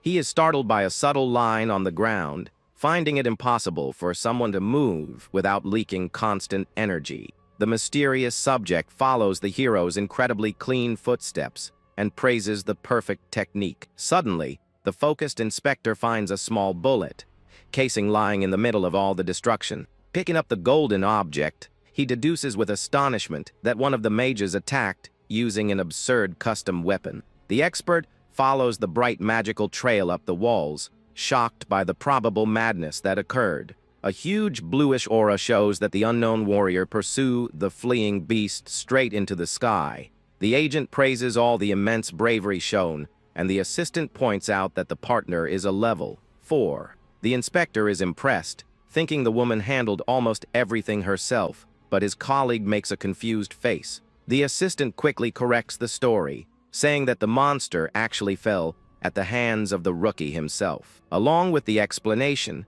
he provides the name of the young prodigy, leaving the royal agent very intrigued. The man is simply shocked to find that a novice warrior left such a lethal trail. But then the experienced tracker recalls that this exact, strange name sounds very familiar to him. In that instant, his memories show newspapers about the healing boy who ended the royal plague. The inspector questions his companion, who soon confirms the true identity, praising all his feats. The astute expert finally recognizes the old firearm used, concluding that the boy is full of mysteries. The investigator is amazed that a rookie could handle the kickback from firing such a heavy weapon. He then asks his assistant to share more details about what kind of person this young warrior is. The young man is now observing a damaged old book, wanting to know why things are in such a state. The hero explores the library and notices that the place looks more like an abandoned second-hand bookstore than a great archive. He remembers that the place was supposed to house centuries of magical history and valuable books with immense power. Holding an ancient book, the warrior laments that the place looks more like a children's reading room. Looking around, he thinks that all that vast knowledge was lost overnight. The young man confesses that he never would have imagined being the true cause of so much destruction in that room. But with a serious look, the hero seems very confident about a certain event from the past. He recalls that before carrying out the violent purge on the old continent about 20 years ago, the hero states that he ordered his ally to make countless copies of all the old materials from there. Walking down the hallway, the warrior doesn't understand how his loyal companion simply vanished from the map. The young man knows it's impossible for her to abandon her duties due to her extreme dedication to her work. With that, he decides to look for his old partner himself to finally recover the advanced spells. The young man then approaches a dedicated librarian who was organizing the old shelves in the back. He greets the employee, asking for any new books on the great dragons from the last few decades. The woman smiles kindly and immediately comes down from the ladder, confirming she has the materials the hero is looking for. The young man is more relieved to notice that the tower was still investing in new knowledge despite the crisis. The librarian walks over, pulling out 3 options from the shelves, and hands them excitedly to the quiet warrior. But the young man loses hope upon realizing that all the options look like just little storybooks. The woman highly recommends a read, showing a childish tale about a great hero and cowardly lizards. She details the tragic story of sacrifice, but the warrior soon pleads for true accounts. The young woman states there's nothing technical there, and suggests he go to the Grand Archive in the capital. However, the librarian soon recalls the famous myth about a creature that supposedly fought alongside humans. The woman deduces that the mythical companion just ran away in the end, but the hero seriously denies this silly theory. The young man holds onto the memory of his old friend, stating that she had a total hatred for cowards. The warrior realizes the complexity and reflects that he needs to come up with a better plan to find her soon. The next day, the tower master meets with her vice master, smiling with relief for having paid off old debts. The old man also joins them, and the 3 celebrate the great relief this recent gain has brought. The blonde man then reports that the apprentices refused outside offers, preferring to remain loyal to the current tower. The old man greatly wishes to reward all this loyalty as soon as they find the powerful lost magics from there. He blames himself for not having studied, but the leader comforts him, saying there's a natural limit to learning. The elder sighs, as when the beautiful woman took the current throne, she had only half a dozen spells. The blonde man recalls that 2 decades ago, they mastered an absurd amount of powerful magical techniques. The gentleman sips his old tea, lamenting that the famous captain of the royalty has no desire to ever return. Apparently, the man holds important secrets and promised not to return before completing his great mission. With that, the leader suggests changing the subject, warning of the feared threat of a cruel northern assassin. The woman considers creating a strict curfew, and this catches the surprised blonde man's attention. The man questions the place's leader, who reveals, frightened, that the recruit has set off for the dangerous region. The vice master goes into a complete panic, demanding they bring the rookie back, but he already left hours ago. The desperate old man orders them to contact the local branch to send the young man back immediately. The vice master argues that the warrior is still just an inexperienced mage who needs a lot of protection now. Far away, the young hero walks, quite enchanted by the large, illuminated city full of beautiful buildings. He reflects that everything was just an empty desert decades ago, before the huge casinos took over the place. The young man tries to find his way in the dark alleys, but notices the drastic changes have left him very lost. Just then, the confused warrior hears a mysterious voice suddenly sound from behind him, breaking the silence. A strange, silver-haired man reveals himself and darkly informs him that he was waiting for him there. The dangerous assassin then utters the protagonist's full name, casting a very intimidating glance. The young man asks what happens if he decides to refuse, and the scoundrel immediately threatens to take him by force. The hero lets out a slight sigh, commenting that he has no choice but to fight for his life right there. In the blink of an eye, the assassin lunges forward, delivering a violent flying kick straight at the young man. But the powerful enemy attack is promptly blocked by the 2 firm arms of the strong young rookie. The silver-haired man retreats, impressed to see that his lightning-fast strike was perfectly defended. The young man reflects, startled, on how a simple kick without magic broke his high durability shield. The bandit attacks fiercely, time and again, while the hero dodges, knowing full well he can't let his guard down. The aggressor's heavy leg tears through the strong night wind with frightening brutality. The villain suddenly retreats, confused upon seeing a harmless crushed can flying right at him. However, the suspicious object reveals itself to be a large bomb, exploding fiercely and generating a devastating force. The aggressor doesn't even blink, taking the full, brutal impact of the explosion right in the face. The large flames engulf the bandit's body, who soon lets out a tremendous, guttural scream, burning in pain. The stunned enemy falls to his knees on the ground, completely smoky and dizzy from the severe damage. Without giving an opening, the agile hero rushes forward to violently pull on the scoundrel's dark clothes. The boy uses his entire body's momentum to throw the silver-haired warrior with abnormal force. The strong villain plummets heavily, his back slamming into the hard alley floor with a loud groan. Observing his opponent sprawled on the ground, the astute warrior seriously wonders if he underestimated him. But the resilient man gets up slowly, praising the kid's incredible physical strength. Absolutely furious, the bandit assumes a new combat stance, vowing to fight now using all his power. The powerful rookie isn't even fazed by the serious threat, telling the loudmouth to stop bluffing. At that exact moment, the agile assassin lunges forward like a bolt of lightning, tearing through the air with incredible, lethal speed. The hero jumps back, startled, upon noticing the terrible and sudden lightning-fast movement of the fierce aggressor. The young man quickly realizes that the dark technique is not a mere spell, but a powerful acceleration boost. The villain leftly reappears before the boy, who prepares his arms, trying to react as quickly as possible. But the enemy's leg strikes faster, landing a hard, painful kick that sends the mage flying into the sky. The young man can't avoid the tremendous impact, his back slamming hard against the high brick wall. The merciless man observes his injured opponent lying on the hard ground, calmly questioning if the target is still alive. The villain concludes his superiority, while the sprawled warrior scoffs that the paltry attack didn't even hurt. The man focuses sinister energy in his hand, proudly announcing he will end the fight with the next move. Totally confident, the warrior provokes his rival, calling him to battle, saying he doesn't need to see him. The young man uses his mystical vision to follow the enemy's magic, asking for permission to reveal all his vast power. The prodigy concentrates powerful water in his hands, invoking a lethal secret technique in a potent and beautiful punch. The hero attacks, and a sound of waves emerges as the assassin jumps back, startled, trying to dodge the lethal blow. The young man punches the air, and the enemy is confused, thinking the mage has just given up the intense battle.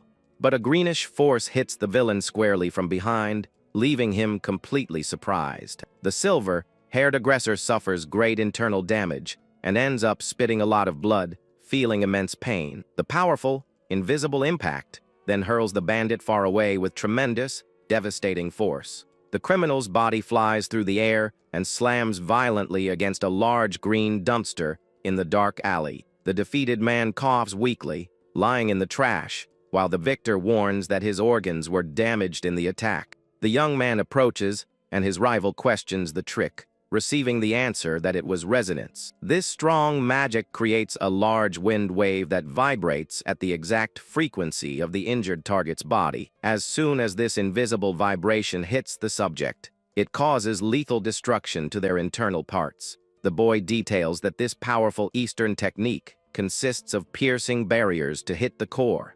The loser reflects on his rival's strength, noting that they seem to have faced each other in the past. The mage soon confirms they fought many times, and the silver-haired villain doesn't understand, wanting to know the exact location.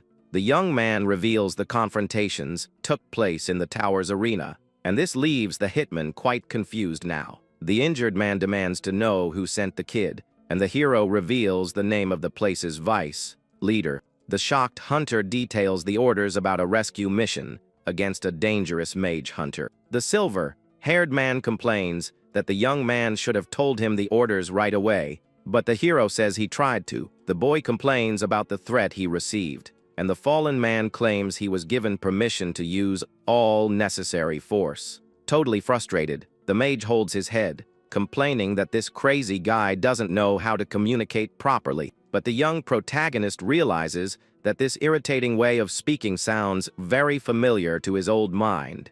He then asks for the enemy's name, and the silver-haired man proudly introduces himself as a great warrior. Hearing that surname from the forest leaves the strong mage completely shocked, not wanting to believe it. The young man asks about an old acquaintance, and the proud man soon confirms he is that person's son. The injured man still brags about his father's old alliances, leaving our hero with a huge deadpan expression.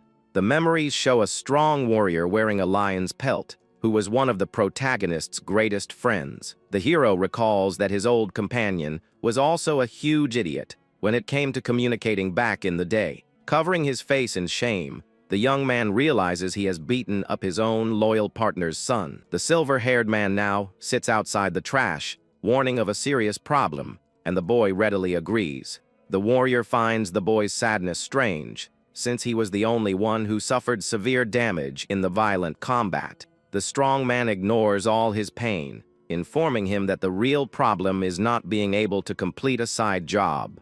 The boy apologizes for what happened, and the fighter tells him to take over the mission to avoid losses. Consumed by extreme guilt, the hero accepts the job, not wanting to sink the guy into major debt. The young mage then asks what the job would be, and the injured man just points a finger, showing the exact location. They observe a gigantic illuminated poster showing a famous and beautiful girl with pink hair. The important mission is to protect the celebrity, so the hero, well disguised, knocks on the door of a fancy hotel. A woman asks the visitor's identity, and the boy in the suit uses the exact name of his fallen opponent. The famous singer's serious manager opens the door, politely greeting the fake bodyguard. The woman comments that he looks different from the rumors, and the mage invents that it must be because of the clothes. They enter the room, and the dedicated professional tells the lazy star to get off the couch immediately. The beautiful, pink-haired girl turns enchanted, looking at her new and very handsome bodyguard. The fake bodyguard looks at everyone neutrally and asks if anyone else is in the luxurious room. The beautiful, pink-haired girl introduces herself, all smiles with a super friendly aura in the room. The disguised hero says his fake name, sits on the couch, and asks for just a harmless glass of water. The beautiful idol thanks him for accepting the mission, even though he's a guy with a huge success rate. The young mage calmly reflects on the identity of the famous client sitting in front of him. He remembers that the girl appeared out of nowhere, becoming a musical legend, and he asks her something quite bold. The young man expected someone more shallow, but the idol asks, smiling, if he's a very responsible man. The bodyguard nods, remembering that he took over the mission from a colleague who is extremely devoted to his friends. The cute singer smiles relieved, revealing that she finds responsible people very cool and super trustworthy. The warrior finds the subject a bit random, while the woman's manager serves drinks to the two of them. The pink-haired girl takes a long sip of water, and the employee announces she will explain all the mission details. The woman asks the hero to protect the talented client from some terrible attempts on her life.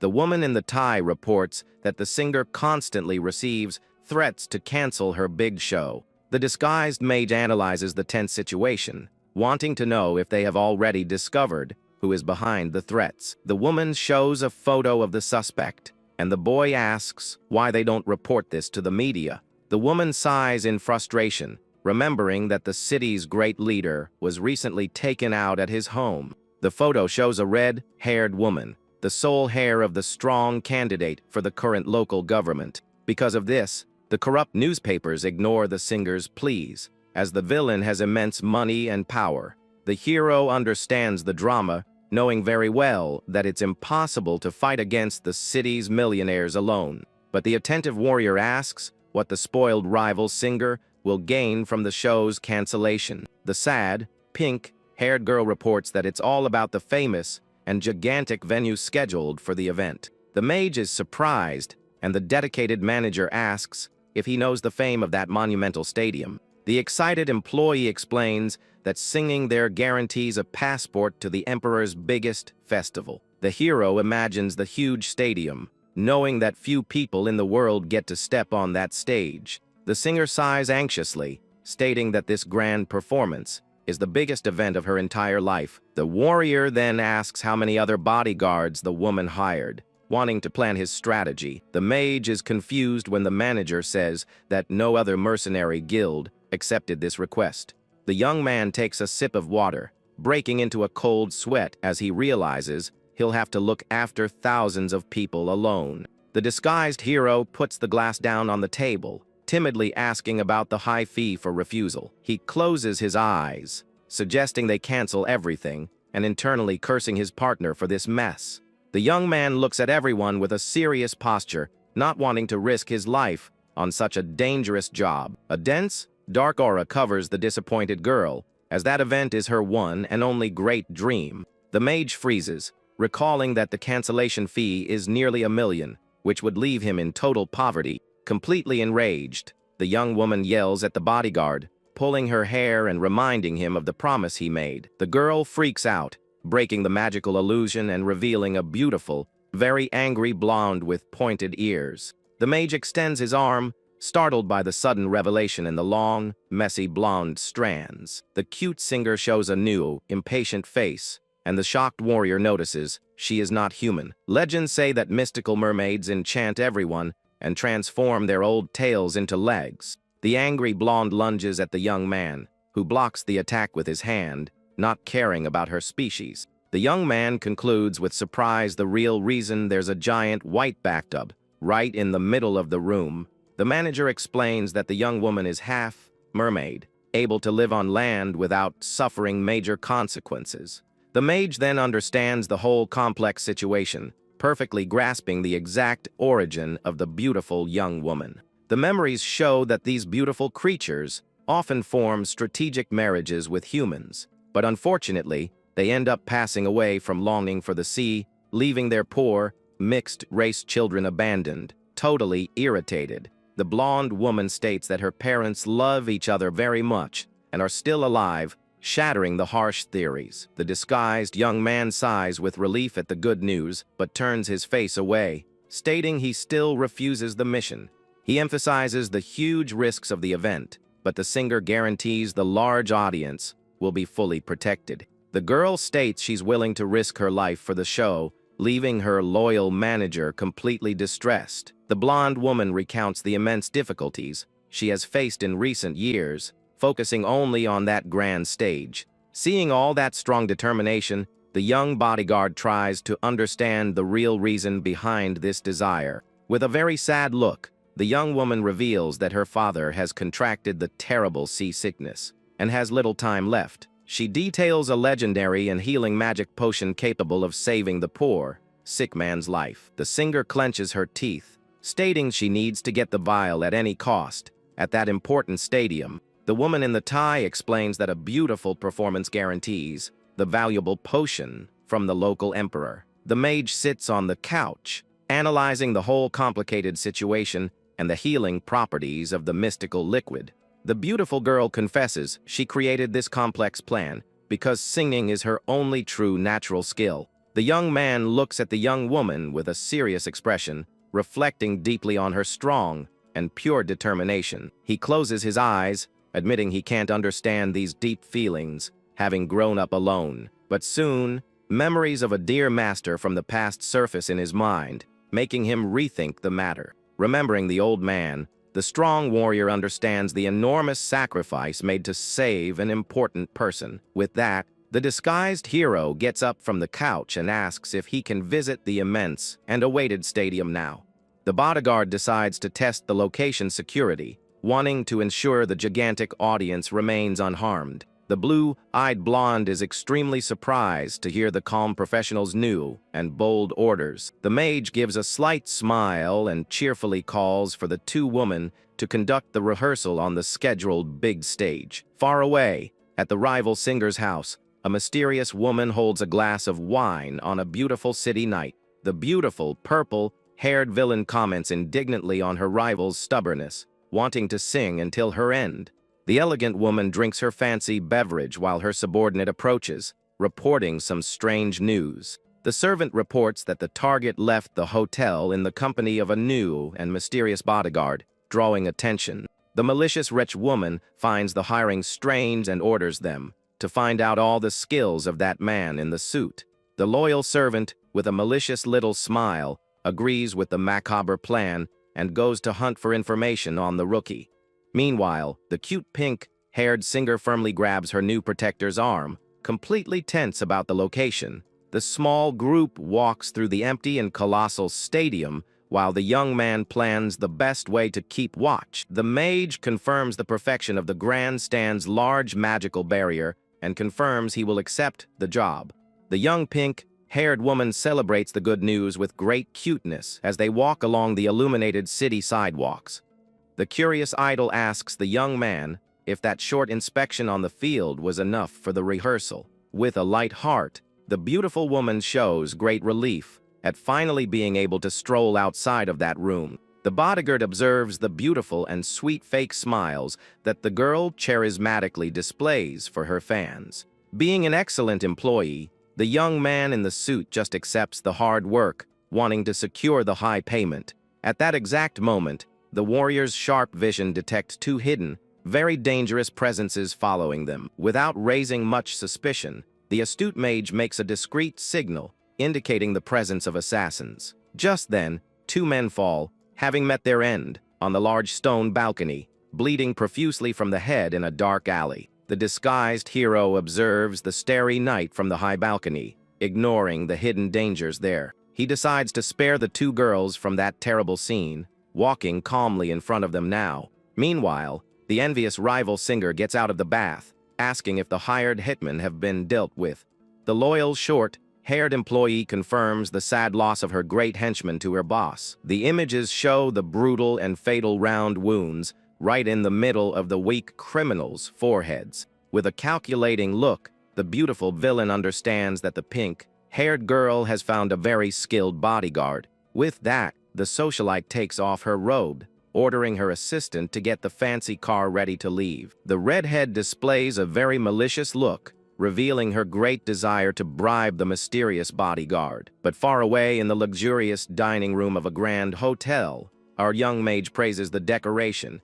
The young man is amazed by the fancy food, and the gentle singer kindly offers to help him. But the bodyguard warns the woman to be extremely careful with the hidden listening devices in that fancy place. He reveals he has broken the listening spells, and the manager notices that the pink-haired girl is much more relaxed.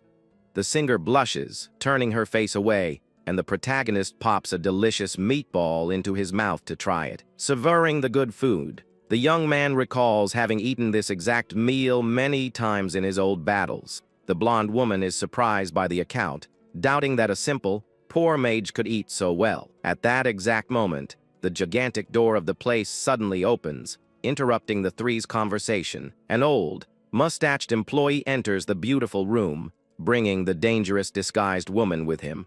The calm gentleman attends to the pink-haired girl with great care, recommending she eat plenty of the beautiful meals. But the strange woman in dark glasses announces that she has already paid the entire bill and flashes a huge, fake smile. The manager says that the wealthy rival singer just wanted to pay a simple visit to the great newcomer. With that, the kind old man bows politely and quietly exits, closing the heavy wooden door. Completely tense from the dreaded, unwanted visit, the cute girl loses all her appetite.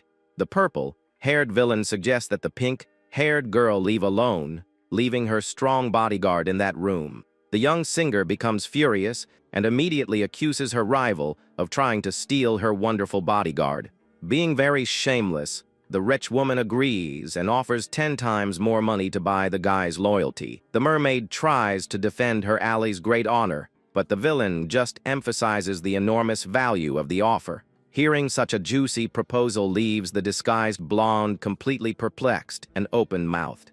The malicious woman does the math, explaining that this salary would easily cover the huge costs of the fine. Our clever protagonist smiles, correcting the amount and demanding an frighteningly immense fortune from the rich woman, filling the entire place with her enormous greed. The malevolent woman asks if the young man is kidding her. Consumed by pure and genuine anger, the curly-haired socialite threatens the calm mage sitting there. She then removes her dark glasses with great swagger, wanting to know the identity of that audacious young man. The young hero flashes a small, charming smile, revealing his famous fake name to the woman. The villain puts the frames back on her face, calling the boy an amateur for spreading dangerous information. But the warrior doesn't care in the slightest, and simply opens the large door, wanting to escape from the annoying woman.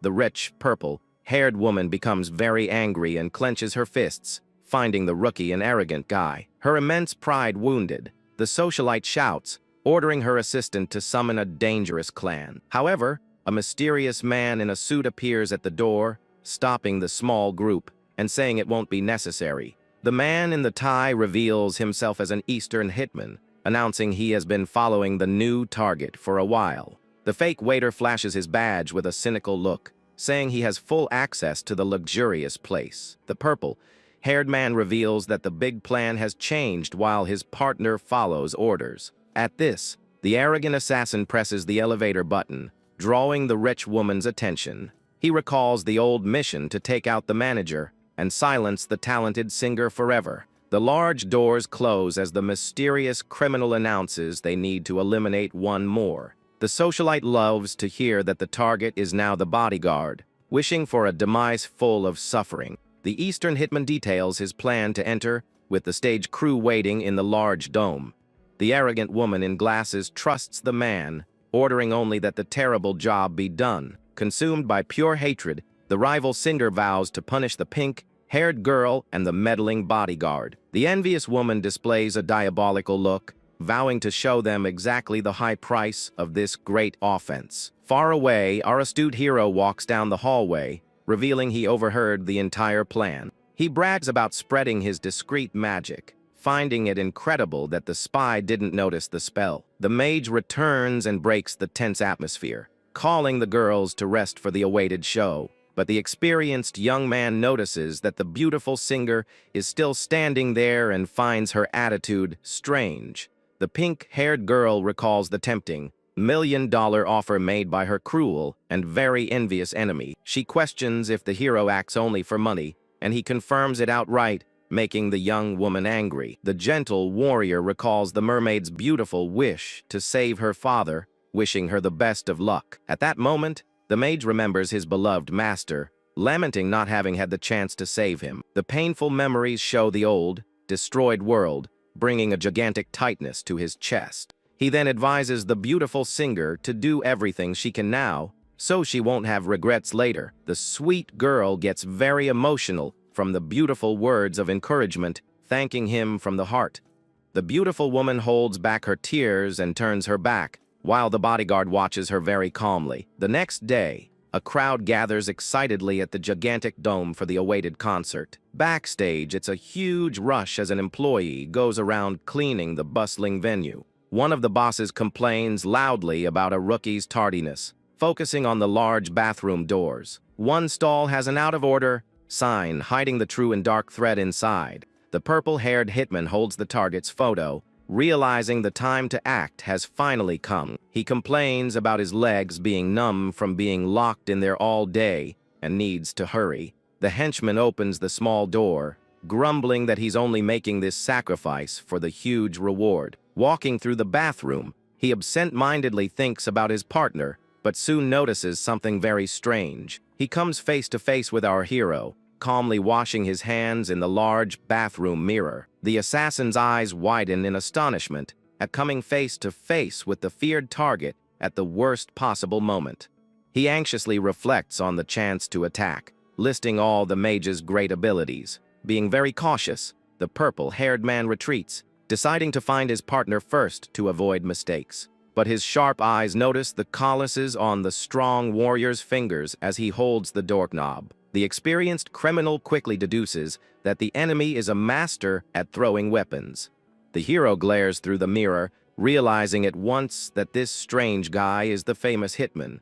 The henchman breaks into a cold sweat, noticing he's been discovered, and hesitates, not knowing whether to attack or run. Being agile, the mage confirms the bad intentions and fires a lethal magical attack with his hand. The luminous spell flies at an absurd speed, while the henchman is in total desperation. The mage shoots a powerful, bright pink magic at the enemy in a very devastating attack. The purple-haired villain realizes with a start that it wasn't a common spell, but pure mana. The agile hero dodges the enemy's attack, while the cruel bandit quickly draws a sharp dagger. The assassin throws hundreds of poison needles, thinking it's impossible for the bodyguard to dodge them all.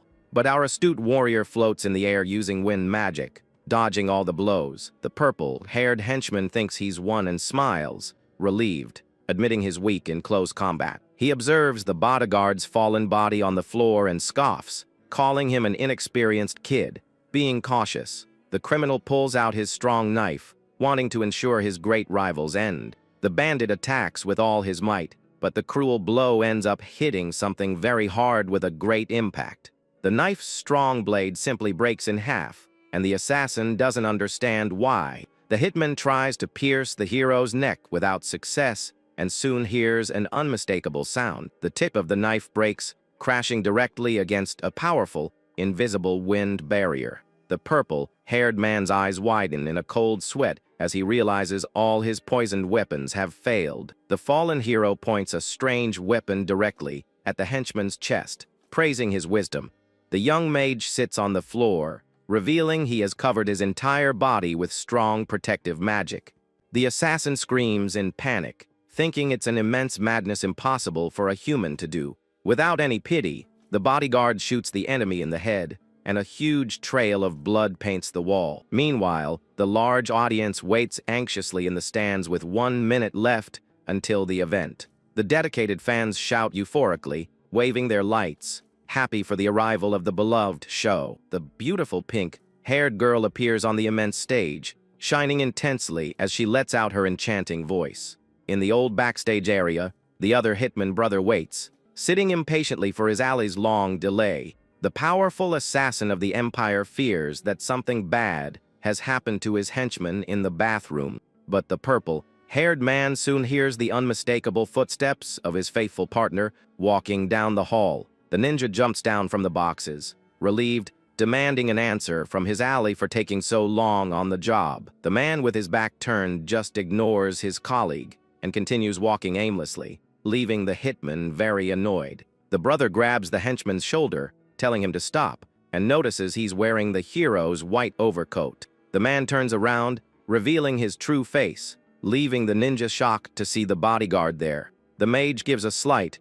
dark smile, finally confirming the exact location of the other dangerous criminal. The purple-haired man becomes furious and asks how the meddling bodyguard dared to imitate his beloved brother's steps. The hero explains that it's basic against hitmen, and the villain asks how his brother met his end. The henchman hears about the shot and sighs, a little relieved that his relative didn't feel much pain in the end. The mage finds the guy's coldness strange, and the villain replies that every assassin's fate is their end. The bandit reveals he doesn't want to retire but rather focus on recruitment for a large organization. The hero smiles, excited for the fight, but his opponent says the old tower isn't so strong anymore. The purple-haired man scoffs at the mage's ignorance, and his dark body begins to emit a macabre energy. An absurd, dark purple aura engulfs the hitman, warning that the hero needs to be strong to survive. The mage notices the unused daggers, realizing the pure, deadly poison contained in that strange enemy magic. The villain throws a strong, fast, toxic sphere, and it hits, tearing through the hard structure of the environment. The attack explodes, spreading a thick, suffocating purple poisonous gas, covering the large walls. The cruel hitman observes the poisonous damage done to the wall and questions the damage to a human body. The hitman launches the purple poisonous sphere from behind the hero, trying for a quick surprise attack, but the agile mage easily dodges the spell, while the villain claims he forgot to give a warning. The bandit then says the poison works through the air, but the young man replies that he knew that from the start. The braided hitman finds his rival's calmness strange, questioning if the boy is immune to poisons. The hero denies immunity, explaining that he just used his pure mana to block the toxic air from entering. The villain asks how he can breathe, and the warrior reveals he is generating oxygen within his own body. With that, the henchman prepares another attack and concludes with a smile that his brother's demise was no accident. The astute young man focuses mana in his eyes, reading the enemy's poisonous blasts to prepare his defense. The hitman then fires potent, purple poisonous whips using a brutal, lethal acceleration magic. The bodyguard maintains a firm and very confident gaze, planning to break through the attack in one go. In the blink of an eye, the hero charges forward, tearing through the air and passing right by the hitman, who is very surprised. The bandit praises the mage's high speed while pointing a firearm at our hero's stomach. He presses the dark barrel of the weapon right against the young man's neck, showing no mercy. The thick weapon fires fiercely, releasing a tremendous and dangerous blast of dark poison at point-blank range. But the warrior raises his own arm, using his coat sleeve to absorb the strong toxic impact. The young man takes a deep breath, commenting that the shot was a close call, while the assassin understands nothing. The villain wonders if the boy melted the dangerous poisoned bullet, quickly acknowledging the rookie's strength. With a very severe look, the bodyguard pulls the criminal's clothes, revealing he has understood the whole situation. The mage glares at his rival up close, suggesting that his dumb brother took a shot like that before kicking the bucket. The comment irritates the hitman, and he retaliates, landing a strong knee in the hero's stomach. The extreme force of the terrible blow sends the young man straight into the wall, breaking the entire structure. The bodyguard's heavy body plummets from a great height, hitting the hallway stairs hard. His hard back slams into the lobby floor with a groan, but he still holds onto the opponent's weapon. The hitman lands flawlessly on the ground, mocking the intense pain the hero must be feeling now. He notices that the singer's countless fans didn't even hear the enormous noise of the intense battle. The sprawled Archmage points the barrel of the stolen weapon in his rival's direction, ignoring the strong pain in his own arm. The hitman tells the young man to stay down, but the warrior refuses, wanting to end the dangerous battle. The warrior pulls the weapon's trigger and fires a powerful, glowing mana bullet across the large hall. The villain easily blocks it using his potent poisonous whips, warning that the shot is useless.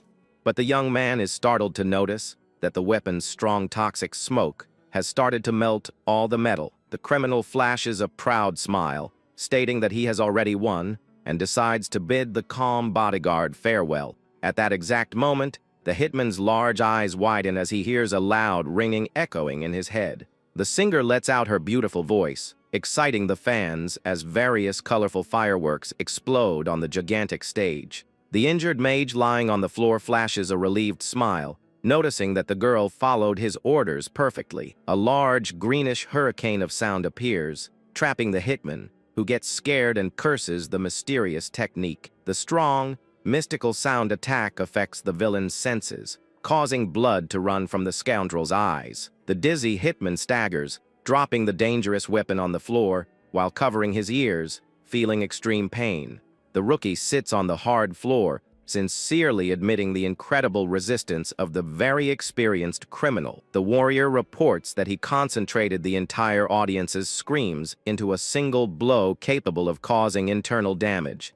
The defeated hitman falls to his knees, screaming, as the mage confirms his rival's great loss of balance. A sharp purple spear pierces the wall, almost hitting the mage's face, who just watches calmly. The henchman screams in pain as a dense, colorful storm of pure magic massacres his body. Being agile, the seated mage fires a lethal wind bullet, brutally piercing the villain's back. The dangerous Eastern hitman falls face down on the floor, completely defeated and losing the battle. The hero lies on the floor, all banged up, relieved that the beautiful singer remembered the plan perfectly. Memories of the rehearsal show the bodyguard raising a finger, teaching the grand tactic to the woman. The warrior instructs the young woman to set off the fireworks and screams after hearing 2 loud shots. The young man sprawled on the floor looks at the ceiling, stating that the simple strategy worked out very well. The beautiful pink-haired girl sings happily, and colorful fireworks explode on the stage, exciting the entire audience. The mage gets up proudly, mocking the dangerous assassin's lack of combat experience. 3 days later, the young woman lies on the couch and asks very curiously if the hero can walk yet. The singer relaxes and comments that thanks to the great priest, the young mage managed to heal very quickly. The young man says he's not so bad, but the pink-haired girl recalls with a fright that he was on his last legs. The attentive manager appears with a tray and pays the full agreed-upon amount with an extra bonus. Holding the money, the hero wishes the girl's father well, who waits with a smile for a good outcome. The singer questions the young man's departure, and he nods, saying he still has things to do in the city. The young blonde woman warns that the rich rival must be absolutely furious and tells him to be careful. With a serene look, the sweet girl states that the strong bodyguard needs to be very alert, but the persistent woman changes the subject, finally demanding the skilled young man's real name. The warrior is startled, noticing that the girl realized his contact lens disguise from the very beginning. He doesn't understand how the rich singer hired a total stranger, even knowing about the lies. The beautiful woman gives a very confident smile, exuding enormous charm and a courageous attitude. The warrior notices that her desperation to save her father was identical to his own great desire from the past. The cute pink-haired girl makes a peace sign, revealing she bet all her chips on the strong bodyguard. The mage sighs, annoyed with the girl's stubbornness, and decides to finally reveal his real identity. The bodyguard looks down, confessing that his real name is actually Oscar Cruzion. The blonde woman's face lights up, stating she knows that exact name from the famous newspaper she read a few days ago. The mage gives a sarcastic smile, mocking that the girl seems very normal offstage. The young woman gets a little angry at the insult, bragging that she's a tremendous, perfect diva when singing at shows. But soon, the talented artist slips on her slippers and praises the glibness of that powerful hero from the tower. The warrior smiles in thanks and says goodbye to the adorable singer, gently shaking her hand. Their joined hands seal the farewell, and the young woman affectionately says he was her best bodyguard. Very far away, the old silver-haired rival excitedly enters the hotel, wanting to gossip with his boss. The beautiful villain smiles gently, asking if her subordinate brought the good news or the bad news first. The subordinate reports the tough end of the old purple-haired ninja, delighting the boss lady who hated the guy. But the mood gets heavy when the silver-haired man fearfully announces that the clan's rookie also kicked the bucket. The feared socialite freezes, completely in shock, Not understanding the confusing and tragic information, completely mad with rage, the boss spreads dark auras, frightening the henchman present. The subordinate blames it on someone named Killian, stopping the woman in her tracks as she recognizes the surname. The man hands over an old photo, reporting that the target ended up becoming the great rival's bodyguard. The powerful boss glares at the target's photo and confirms with her henchman if that is his brother. The woman is confused and doesn't recognize the man in the photo, wondering who that person could be. With a malicious smile, the woman named Kaya Lockwood realizes that the young man is pretending to be someone's brother. Elsewhere, in the Sweet family mansion, the head asks about the current situation of the Hoover family. Ara's father, named Mark Sweet, hears that the rivals are gathering mercenaries, but they aren't worth the trouble. The assistant agrees and complains that they only lasted 2 years in power but still think they own the place. Mark calls them pathetic fools and asks about the old political rivals' secret documents. The man reports that thanks to the rivals' son's foolishness, they finally discovered the documents. The big boss wants to know if everything will be ready in 2 days, and the henchman promises a fireworks show. The father then remembers the man who made his daughter cry, and the young man quickly asks if it's about Ara Sweet. He explains they are Diva Marine and the So, called Killian from the White Tower, and the boss says to leave the woman alone. He orders them to track the young man and inform him of everything, as he will deal with him after the Hoover family. Elsewhere, the two rivals are annoyed by the young man's audacity and promise harsh revenge. With a dark look, the two villains vow to make those meddlers bitterly regret it. The silver-haired man eats a snack, and the hero tells him to eat a little slower so he doesn't choke. Satisfied, the silver-haired man thanks the hero for finishing the difficult job so well. The young man asks how his friend's body is, and he replies that the wound he inflicted has already healed. The friend tells him to keep the money, because a warrior of the forest never steals another's merit. The silver-haired man asks the young man's destination, and he jokes, wanting to know if he'll be dragged back. The colleague says he already reported to the tower that the hero is much better than him to avoid problems. The young man reveals he is going to the Blood Tower's branch to meet someone there. The colleague warns him to be careful, because he used his name for a noblewoman, and now she might hunt him down. The warrior reacts very calmly, saying he'll have to skip a very interesting job. The friend explains that someone needed help decoding some data for 500,000. The hero agrees with his friend, stating it's not worth the risk for that small amount. The silver-haired man invites him to wait and return together, and the young man finds all that kindness strange. The young man wonders what happened to make his colleague act so strangely.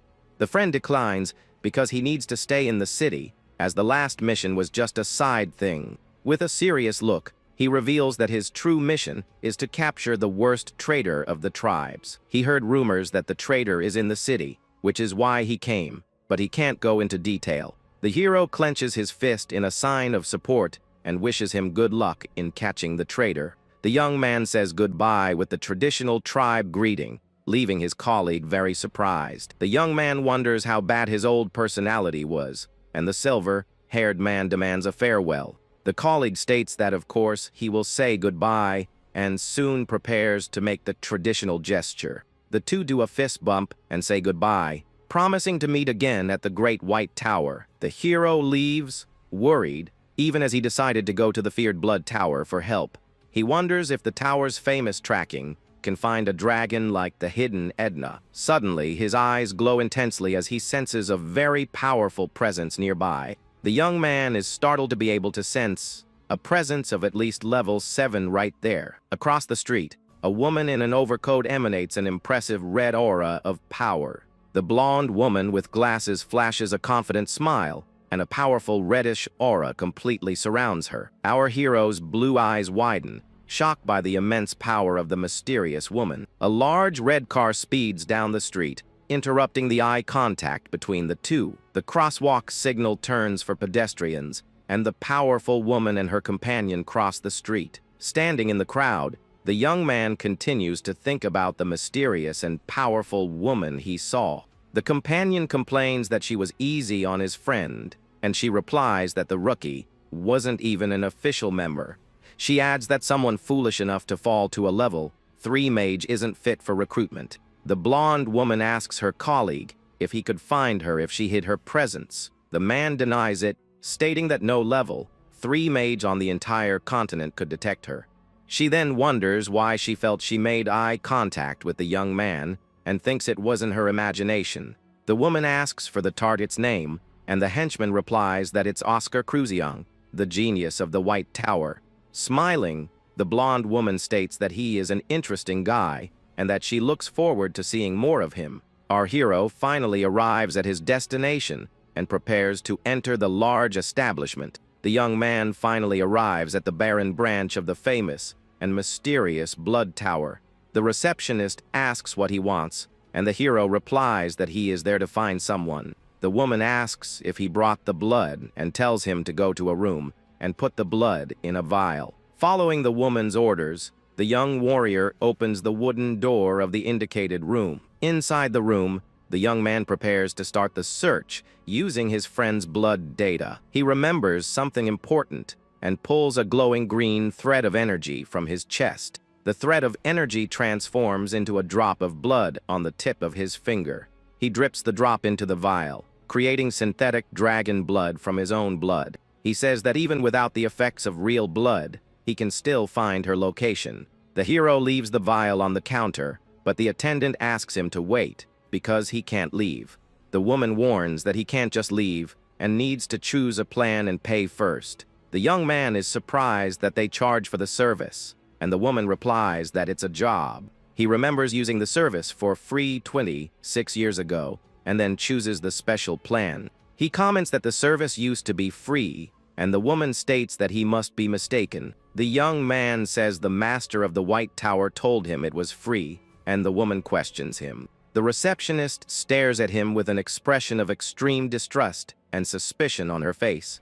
The hero denies any affiliation with a smile, but the woman calls him a liar on the spot. The woman says there's a rule to charge 30% more, and he asks why. She reveals that the former Lord Oscar used the plan 108 times for free and nearly bankrupted them. The woman says the elders still tremble, and if it weren't for the imperial family, they would have gone under. With a look of pure astonishment, the young man realizes it was because of him that the benefit ended. The young man asks the price of the special plan, and the woman replies that it costs 1.5 million bell. The young man is shocked by the amount and asks if he can pay in installments, but the attendant denies it on the spot. He offers to pay 1,100,000 now and the rest later, and she warns she'll only deliver after payment. The woman hands him the contract to sign and informs him that the result will be ready in up to 3 days. Our hero thanks her and then signs the contract to finally begin the search. After settling everything, the young man leaves the room, and the door closes right behind him, sealing the deal. Our hero gives a mischievous smile, seeming to have had a very brilliant idea at that moment. Suddenly, the colleague hears a loud knock on the door, and someone shouting his name from outside. Upon opening the door, the silver-haired man is startled to see the young mage standing right in front of him.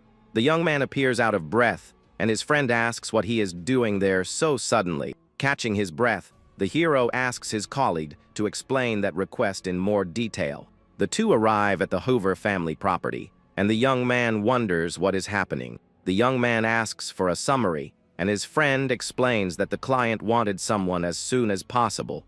The warrior concludes that because it was a decoding job, the requirements were very strict. The silver-haired man begins to explain the context, asking if the hero knows who the former mayor was. He says the city has a dark side, with many people suffering from addiction and corruption. The young man understands that the vicious cycle generates money, and his friend reveals that the mayor tried to change that. The silver-haired man reveals that the war on trafficking was a success, reducing consumption by 86%. But the former mayor passed away at home before opening a rehabilitation center for addicts. The friend says some think he was eliminated, while others blame a powerful nobleman. But no one knows the truth, and the young man then asks what kind of data they need to decipher. The colleague explains it's a secret document that the mayor himself encrypted using magic. The hero remembers the sweet family and questions if they didn't get along with the Hoovers. The silver-haired man denies it, saying Mark Sweet supported the mayor and even led the war on trafficking. Thanks to that, he gained a lot of support and is expected to win the election, which makes the hero rethink him. Sitting on the couch, the two eagerly await the arrival of the mysterious and important client. A boy appears with 2 guards, and the young man is shocked to realize the client was just a child. The boy introduces himself as Jake Hoover, the eldest son of the powerful Hoover family. The hero introduces himself, and upon saying his colleague's name, the boy is shocked by the information. The young Hoover recognizes the name and asks if he is the bodyguard of the famous singer Marin. The boy becomes very excited to learn that the rookie who defeated the Udok brothers is there with him. Jake asks if they know the reason for the job, and the hero's friend panics, not knowing what to do. The young man notices the confusion and decides to take the lead, saying they heard about the job. The boy confirms it and says his father left shocking information in a file that hasn't been opened. The hero asks if he thinks his father's passing is linked to the document, and the boy confirms it. With a curious look, the young warrior asks the reason for the little one's certainty. The boy explains that after his father's passing, he invited several famous mages to help with the mission. But strange things happened to all of them on their way to the city, like car accidents. Bridges mysteriously collapsed, and some were even attacked by bandits on the road. The boy states that this is very suspicious, and that someone is trying to prevent the data's revelation. Our hero agrees with the boy and admits that the whole strange situation is very suspicious. The young Hoover says that before hiring them, there is a procedure to follow and shows a contract. The young man recognizes the rare item as a mortal contract that attacks whoever breaks its terms. The rules are clear: no damaging the data or leaking information until the request is completed. The hero notices the boy's effort and says he needs to check one last thing before signing. He asks if the other mages followed the same procedure, and the boy confirms they did. The guards assure that all were level 4, and that security was always the top priority. The hero says he will judge for himself and asks them to bring the contracts the others signed. One of the guards gets angry and shouts at the young man, calling him a scoundrel for his audacity. The guard is furious with the hero's attitude, and a strong red aura of anger surrounds him. Suddenly, the guard is startled to realize he can no longer move a muscle in his body. Our hero explains that with good control of the wind, it's possible to forge a powerful aura. The guards are shocked, and the young man says the request is fair to ensure trust. Little Jake agrees and orders all his guards to step away immediately. The boy rings a bell and asks a servant to quickly bring all the signed contracts. The hero analyzes the contracts and reads the names of the former mages who were hired before. One of the men gets angry at being called out and tries to attack, but wind magic stops him at once. A powerful gust of wind hits him squarely in the chest, sending him flying. The other guards are startled, and the young mage asks who was responsible for obtaining the contracts. The hero tears the documents in half and orders the attendant to be arrested, revealing that the papers are fake. He explains that they are ordinary papers, and the boy is shocked by our hero's revelation. The young man concludes that they are not bound by any contract, and one of the guards gets angry. In the blink of an eye, the hero's friend launches an attack with a serious and very focused look. With a powerful kick, he disarms the guard who was trying to attack and prepares for a counter-attack. The silver-haired man lands a precise blow on the guard, knocking him to the ground very quickly. The guard begs for his life, saying he knows nothing and was hired anonymously. The hero's friend pressures him, and the guard finally gives in, agreeing to tell everything he knows. The man reveals he leaked the mercenaries' level and number, and the hero concludes the culprits will come. Little Jake becomes desperate, thinking all is lost, and they no longer have a chance. Our hero calms him down and offers a 1 million package to decode and protect the location. The boy accepts on the spot, and the young man guarantees he won't regret his decision. Jake leads them to his hideout, and the hero's colleague comments that he also had a hideout. The little one is happy and says this makes him strangely pleased with the situation. The young Hoover reveals that this is the first time he has shown that place to anyone. He shows a bag he found in his father's safe, saying the secret documents are in there. The hero uses his powers and analyzes the bag, realizing it has a very strong protection. He discovers 3 protection spells and warns that if they tried to force it, the bag would explode. The boy is shocked, and our hero reassures him, saying it's possible to unlock it. With a confident smile, the young man states that it's nothing and will be a piece of cake for him. Using his magic, the young warrior manages to disarm the bag's locks with great ease. The boy is astonished to see the bag open and asks if it really worked. Our hero tells him to go ahead, and the young Hoover can't believe how easy it was. With tears in his eyes, the boy thanks the hero very much for being able to open the bag. The young Hoover analyzes the documents, but finds no clues about his father's passing. He explains that corruption is routine in the city, and the young man thinks about how fast children grow up there. The hero remembers that his friend Lloyd also matured early in the same way. The hero points to the diary, telling them to check there if there's nothing in the record book. He then questions if there's also nothing in the diary section, hoping to find a clue. With that, little Jake begins to flip through the diary to see if he can find any information. The diary begins on the date of June 10th, with the former mayor talking about his 2 years in office. He writes about the city's great progress, thanking the citizens and his partner, Mark. But on July 2nd, he notices the substance isn't disappearing and suspects a large criminal organization. After interrogating 100 dealers, he realizes none of them knew the real boss behind it all. With that, the mayor decides the best thing to do is to talk directly with Mark about everything. However, after the conversation, he feels something strange and decides to have someone watch his partner. The hero notices the boy has become quiet and asks what the problem is with the diary's content. The young man offers to read the rest if it's too difficult for the boy to continue. He then reads that Mark Sweet was the big boss of the largest substance cartel in the entire empire. With his hand clenched into a fist, the young warrior continues reading, reaching the 18th. The mayor reports on the new treatment center and a meeting to take down the cartel for good. And this is the last entry, leaving the boy shocked, as September 18th is a significant date. The boy remembers that September 18th was the day of his father's passing and a promise from Mark. He can't believe that the man who comforted him was actually the executive of a dangerous cartel. The young Hoover begins to cry desperately, wondering how Uncle Mark could betray his family. The silver-haired friend says he will pay, and our hero tells the boy not to give up the fight.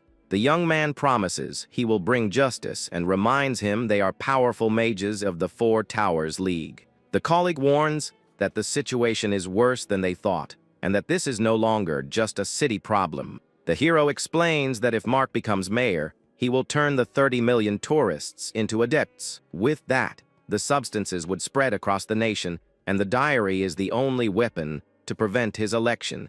The friend concludes that to win, Mark needs to keep the citizens distracted with something else. The warrior asks if there is any big event in the city, and the boy confirms there is, at once. Jake reveals that tonight, there will be a party for the citizens with a large fireworks display. The silver-haired man suggests they get the boy out of there, as a direct confrontation seems very dangerous. The hero jokes that his friend knows how to make a realistic judgment, and he replies that he's still human, but the young mage rejects the idea of evacuating the boy with a very serious expression on his face. Little Hoover stands up, determined, and states with absolute certainty that he will not run from the battle. He clutches his chest, saying that if he runs now, he might never get the chance to avenge his father. The boy offers to cancel the contract and face everything alone if they find it too dangerous. The boy shows an unshakable determination in his green eyes, staring at the hero without blinking. The young man says they won't leave him behind because he trusted them, and the boy thanks him, emotional. The hero says the thanks can wait and asks if there is a communicator in the house. Jake explains that communications are down, and the mage realizes everything was planned by the enemy. The young man then asks about a crystal orb, and the boy says his father used to collect antiques. The boy reveals that the orb is right there, because he asked his father for it as a gift, since it was pretty. The friend finds it a bizarre coincidence, and the hero tells him to be quiet, saying they will use the orb. The young mage holds the orb, which glows intensely, and notes that it is working very well. The colleague questions how he learned to use the orb, and the hero says it was out of sheer boredom. The young man remembers that just a few decades ago, that relic was considered cutting-edge technology. The silver-haired man asks if the message was sent, and the young mage confirms that everything went well. The warrior hopes the elders arrive in time, leaving his companion very confused. With a confident smile, the young mage states that it's better if they arrive soon. Far away, in the crystal management department, we see several shelves with artifacts. The department head stretches, yawning from boredom while sitting at his work desk. The team's rookie calls his boss, wanting to ask a question about the job they do. The young man asks what they do there, as he still hasn't received any proper training. The boss is surprised that he hasn't taught the rookie anything, even after 3 days of service. The young man says it's an honor to work there, and the boss calls him a huge brown noser. The man explains that their job is to note and interpret the numbers that appear on the orb. He remembers that before modern communicators, the orb connected the world and was convenient. The boss reports that by sending a unique number, the other person knew they were being sought. He then explains that the portable versions had a digit limit, unlike the current one. The young man questions the size of the number, and the boss asks if he has ever heard of codes. The veteran reveals that the numbers form sentences and were used to send news during the war. The location is connected to the palace, and the codes are secret, known only to the top brass.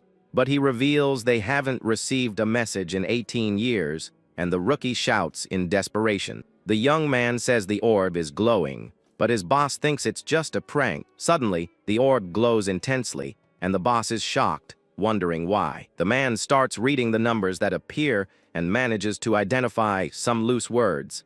Without wasting time, the boss tells the rookie to write down the numbers so he can decode everything. They discover a crisis in the city, with the cartel planning a national substance distribution.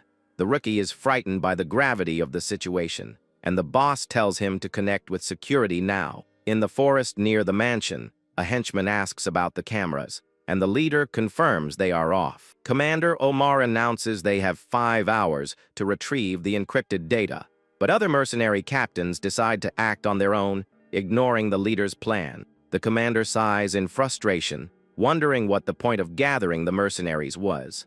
He complains about the lack of coordination and the strong egos of the captains, which hinders the entire mission. A henchman gets angry with the others, but the leader tells him to let it go, as he expected this. The commander remembers the bounty on Killian's head, and a henchman urges them to advance. With that, he finally agrees to move, and his henchmen celebrate, running ahead. One of the men running in front steps on something that makes a clicking sound on the ground. Suddenly, the henchman lets out a cry of pain, and the commander turns around, startled, wanting to know why. The man falls to the ground with an injured ankle, revealing he fell into a dangerous trap. The leader notices the trap and alerts everyone, while another henchman calls him desperately, completely terrified. The subordinate points to something terrible he found in the woods.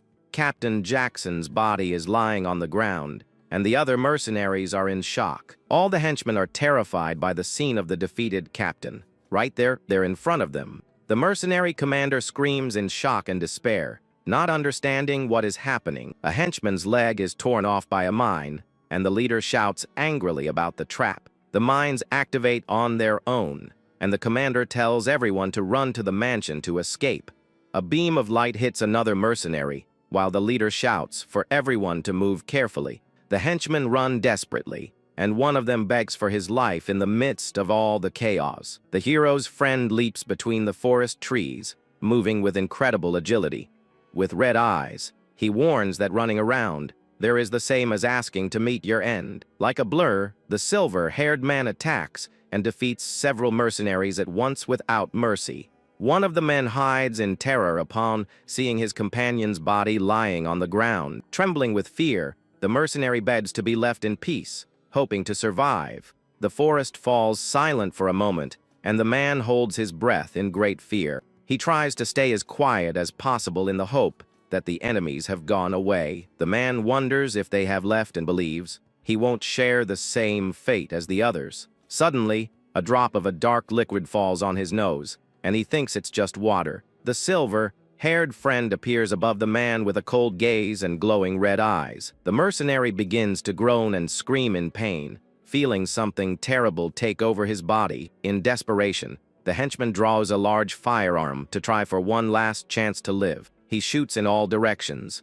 yelling for the enemy to fall once and for all, but the shots are blocked by a barrier, and the silver-haired man says he hates one thing. The henchman is shocked by the scene, and the warrior says he hates anyone who points a weapon at him. On the roof, our hero complains that his powerful long-range technique uses too much mana. He used heat detection and a wind bullet to create his famous wind shot. The young warrior rubs his tired eyes and complains about the technique's huge mana consumption. Satisfied with having neutralized 67 enemies, he decides to scan the entire area. The mana radar shows his silver-haired friend and the two allies while the rest protect the mansion. The scan reveals that about 50 enemies are still scattered throughout the large forest. From the map, the hero can see that the remaining enemies are fleeing in fear of the battle. The young man wonders if the battle is finally over and notices something strange on the mana radar. Suddenly, all the red dots on the radar change direction at the same time. He doesn't understand why the enemies are running back to the mansion, even after their defeat. The young mage finds this senseless and suspects that something very strange is happening. In the forest, the silver-haired man notices that the smell of gunpowder has stopped and stays alert to his surroundings. He wonders if everyone has fled, and his two allies run towards him, calling his name. The men celebrate the historic victory, saying that just 4 of them scared off 150. But the silver-haired warrior tells them to wait, with a serious and very worried look. He warns them to prepare, as the enemies are returning to attack once more. The enemies return screaming like madmen, and the silver-haired man notices they are not in their right minds. He lands a punch on one of them and wonders if the enemies used some kind of substance. The henchman doesn't even feel the blow and continues to advance without showing any reaction of pain. With that, the silver-haired warrior attacks with more force, landing a fatal blow to the man's head. The silver-haired man continues to fight in the forest and takes down another enemy with a precise blow. He realizes that the technique used on the mercenaries is the same one the traitor used on the chief. One of the allies calls for help, and the silver-haired man prepares to go and help him at once. Suddenly, he stops in his tracks with an expression of total shock on his face. With his red eyes glowing, he recognizes someone's presence and says it's been a while. The traitor Kaya Lockwood appears, and the warrior wonders what she is doing there. She scoffs at the nickname traitor, and the silver-haired man questions her about the truth of a rumor. He asks if it's true that she stole the king's mark and made the tribe's chief go mad. With his fist clenched in anger, the warrior demands to hear the truth directly from her mouth. He remembers that the old Kaya he knew was his idol and the strongest warrior. In his memories, he recalls his old admiration for her and her strength in the tribe. The silver-haired man wonders why she did all that and what her grand purpose could be. In a memory, he sees the crazed chief being attacked by his own warriors. The image of the chief being defeated by his trusted men haunts the warrior's mind. He begs her to deny everything and say it was just a big misunderstanding, but the woman coldly confirms that it's all true and asks what he's going to do about it. The silver-haired man is speechless and wonders why she doesn't even offer an excuse. With a malicious smile, the traitor replies that she simply has no reason to. He grabs her forcefully, and she taunts him, saying the chief's end was quite tragic. With his eyes glowing with pure rage, the warrior prepares to attack with everything he has. He assumes a battle stance, but the woman provokes him, asking if he's really going to attack her. She calls him a stupid little brother and says a warrior of the forest never retreats in a fight. The young man replies that he learned to live as a warrior, not as a cowardly sage. The woman calls them lunatics and asks if he isn't worried about his friend. He assures her that Oscar is strong and won't lose to her puppets, and he lunges to attack. Meanwhile, one of the allies is frightened to see his companions falling one by one. Terrified, the man looks back for help to get out of there alive. He drags himself on the ground, begging for help as the enemies get closer and closer. The other ally thinks about using his fallen companion as bait to escape, but he remembers the photo of his son and the promise he made to return home safely. Regretting his selfish thought, he stands up and starts running, cursing the situation. He runs desperately, trying to save his own life and leave everything behind.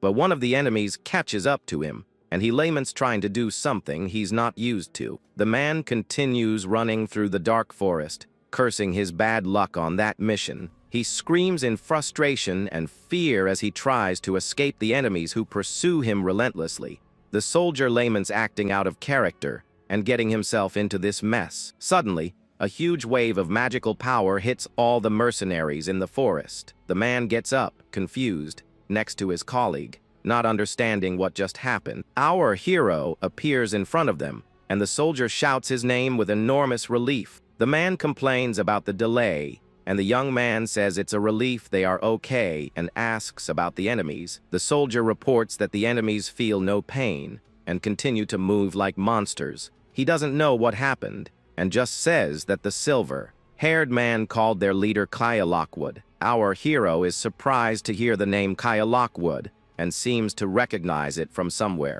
In his memories, he remembers a man with a lion mask, saying she is Radon's daughter. The soldier despairs as he sees the enemies approaching and asks if the hero has a plan. He remembers the king's tattoo given to the strongest warrior who would one day become the chief. The tattoo is a rare artifact that returns to the temple after its bearer's passing. The young man concludes that the technique to turn the men crazy is the immortal impulse, but the original ability only boosted allies' confidence and didn't transform them. The tattoo was only given to the most just, and he laments the abuse of such an important power. The young mage wonders what the reason could be for Radon's daughter to be doing all this. The ally shouts that the enemies are endless and suggests calling the mercenaries from the property. Our hero says that's not necessary and that he already has a method to resolve the situation. He asks the allies to buy him 30 seconds of time to prepare a spell. The men are desperate with the request, but agree to try their best in the battle. They fight bravely against the horde of enemies, trying to buy the time the hero asked for. The soldier shouts the mage friend's name, hoping he finishes his preparation soon. The young man opens his glowing blue eyes, concentrating fully on his powerful magic.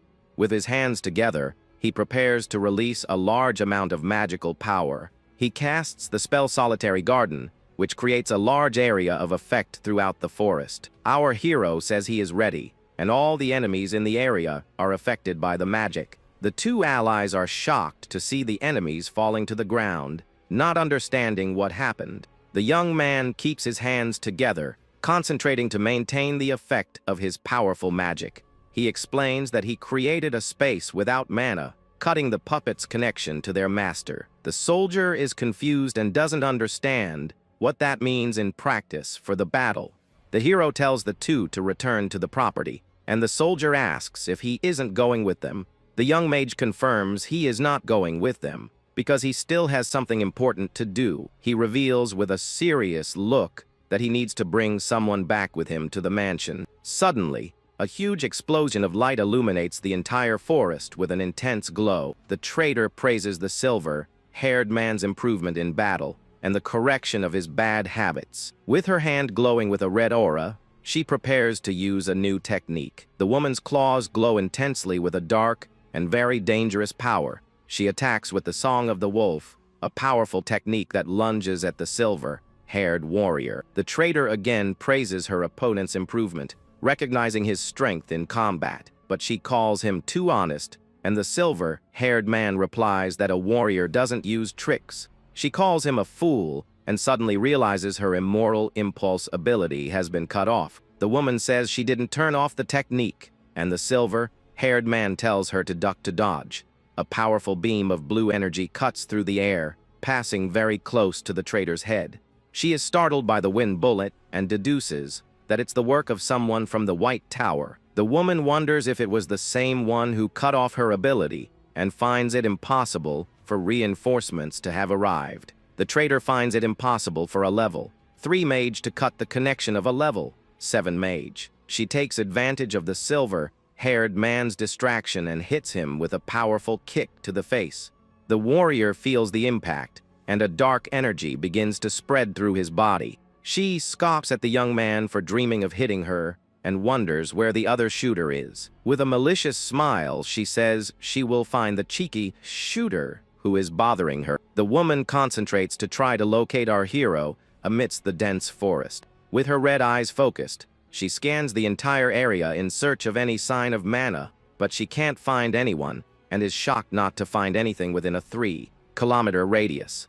She wonders if the rookie can shoot from a distance, or if he is hiding his tracks. The trader feels a strong blow to her stomach, catching her completely by surprise. The silver-haired man hits her hard, and she scolds him, saying a rookie has barely learned the basics. She explains that a mid-level mage begins to understand the essence of mana to be able to use it, and a mage of level 7 or higher is basically a world creator with their power. The woman becomes furious for being tricked by a low-level mage and threatens him. The silver-haired man tells her to focus on him, and she is surprised that he hasn't passed out yet. With her hand glowing in flames, she warns that he has 2 options from now on. Either he follows her slowly, or he doesn't follow her at all as she attacks him with everything. The silver-haired warrior is hit squarely, and a dark liquid drips from his mouth. The woman turns in the direction the shot came from and prepares to go after the hero.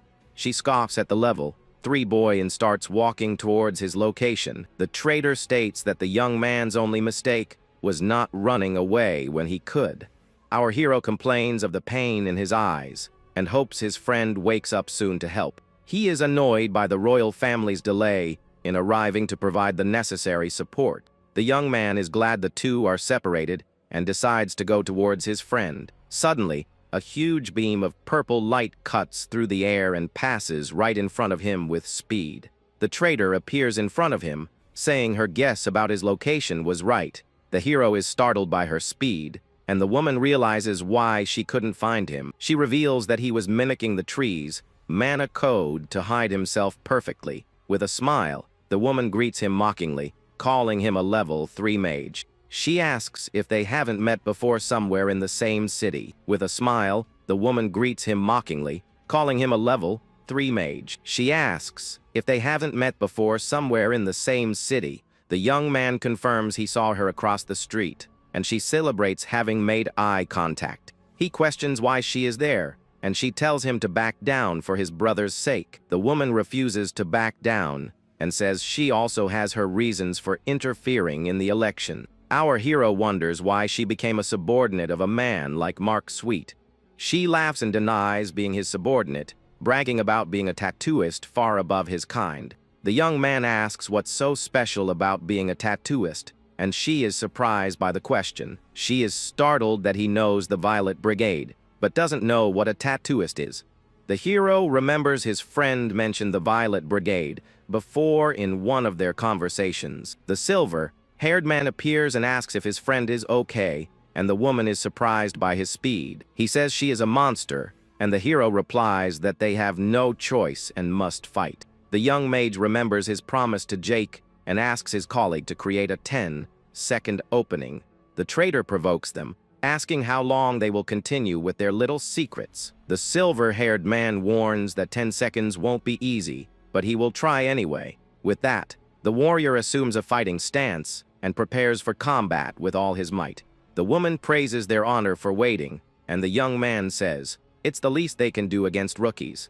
With a smile, she states that she is curious to see what else they are capable of. The hero thinks that 10 seconds is not enough time to do much against her, but he concludes that for a warrior of the forest, the story might be very different. A powerful red ore envelopes the silver-haired man, and he prepares for an all-out attack. The woman is startled by the full activation of the tattoo and questions him for going so far. The warrior feels the great power pulsing in his body, unleashing all his strength. He glares at the woman and says that this is the full strength he can show at the moment. The trader glares back at him with her red eyes shining very intensely. She challenges him to attack her with a confident smile, and without showing any hint of fear. The woman also prepares for battle and calls the silver-haired man a warrior of the forest. The two release their auras of power, which clash, creating a huge wave of energy. The collision of their powers causes an explosion of light and force in the middle of the large forest. The woman manages to block the silver-haired man's attack with one of her hands without difficulty. She plants her feet on the ground to withstand the impact of her opponent's powerful attack. The trader finds the situation interesting, and the silver-haired man uses a sealing magic on the ground. She shouts for him to increase his power and encourages him to fight with everything he has.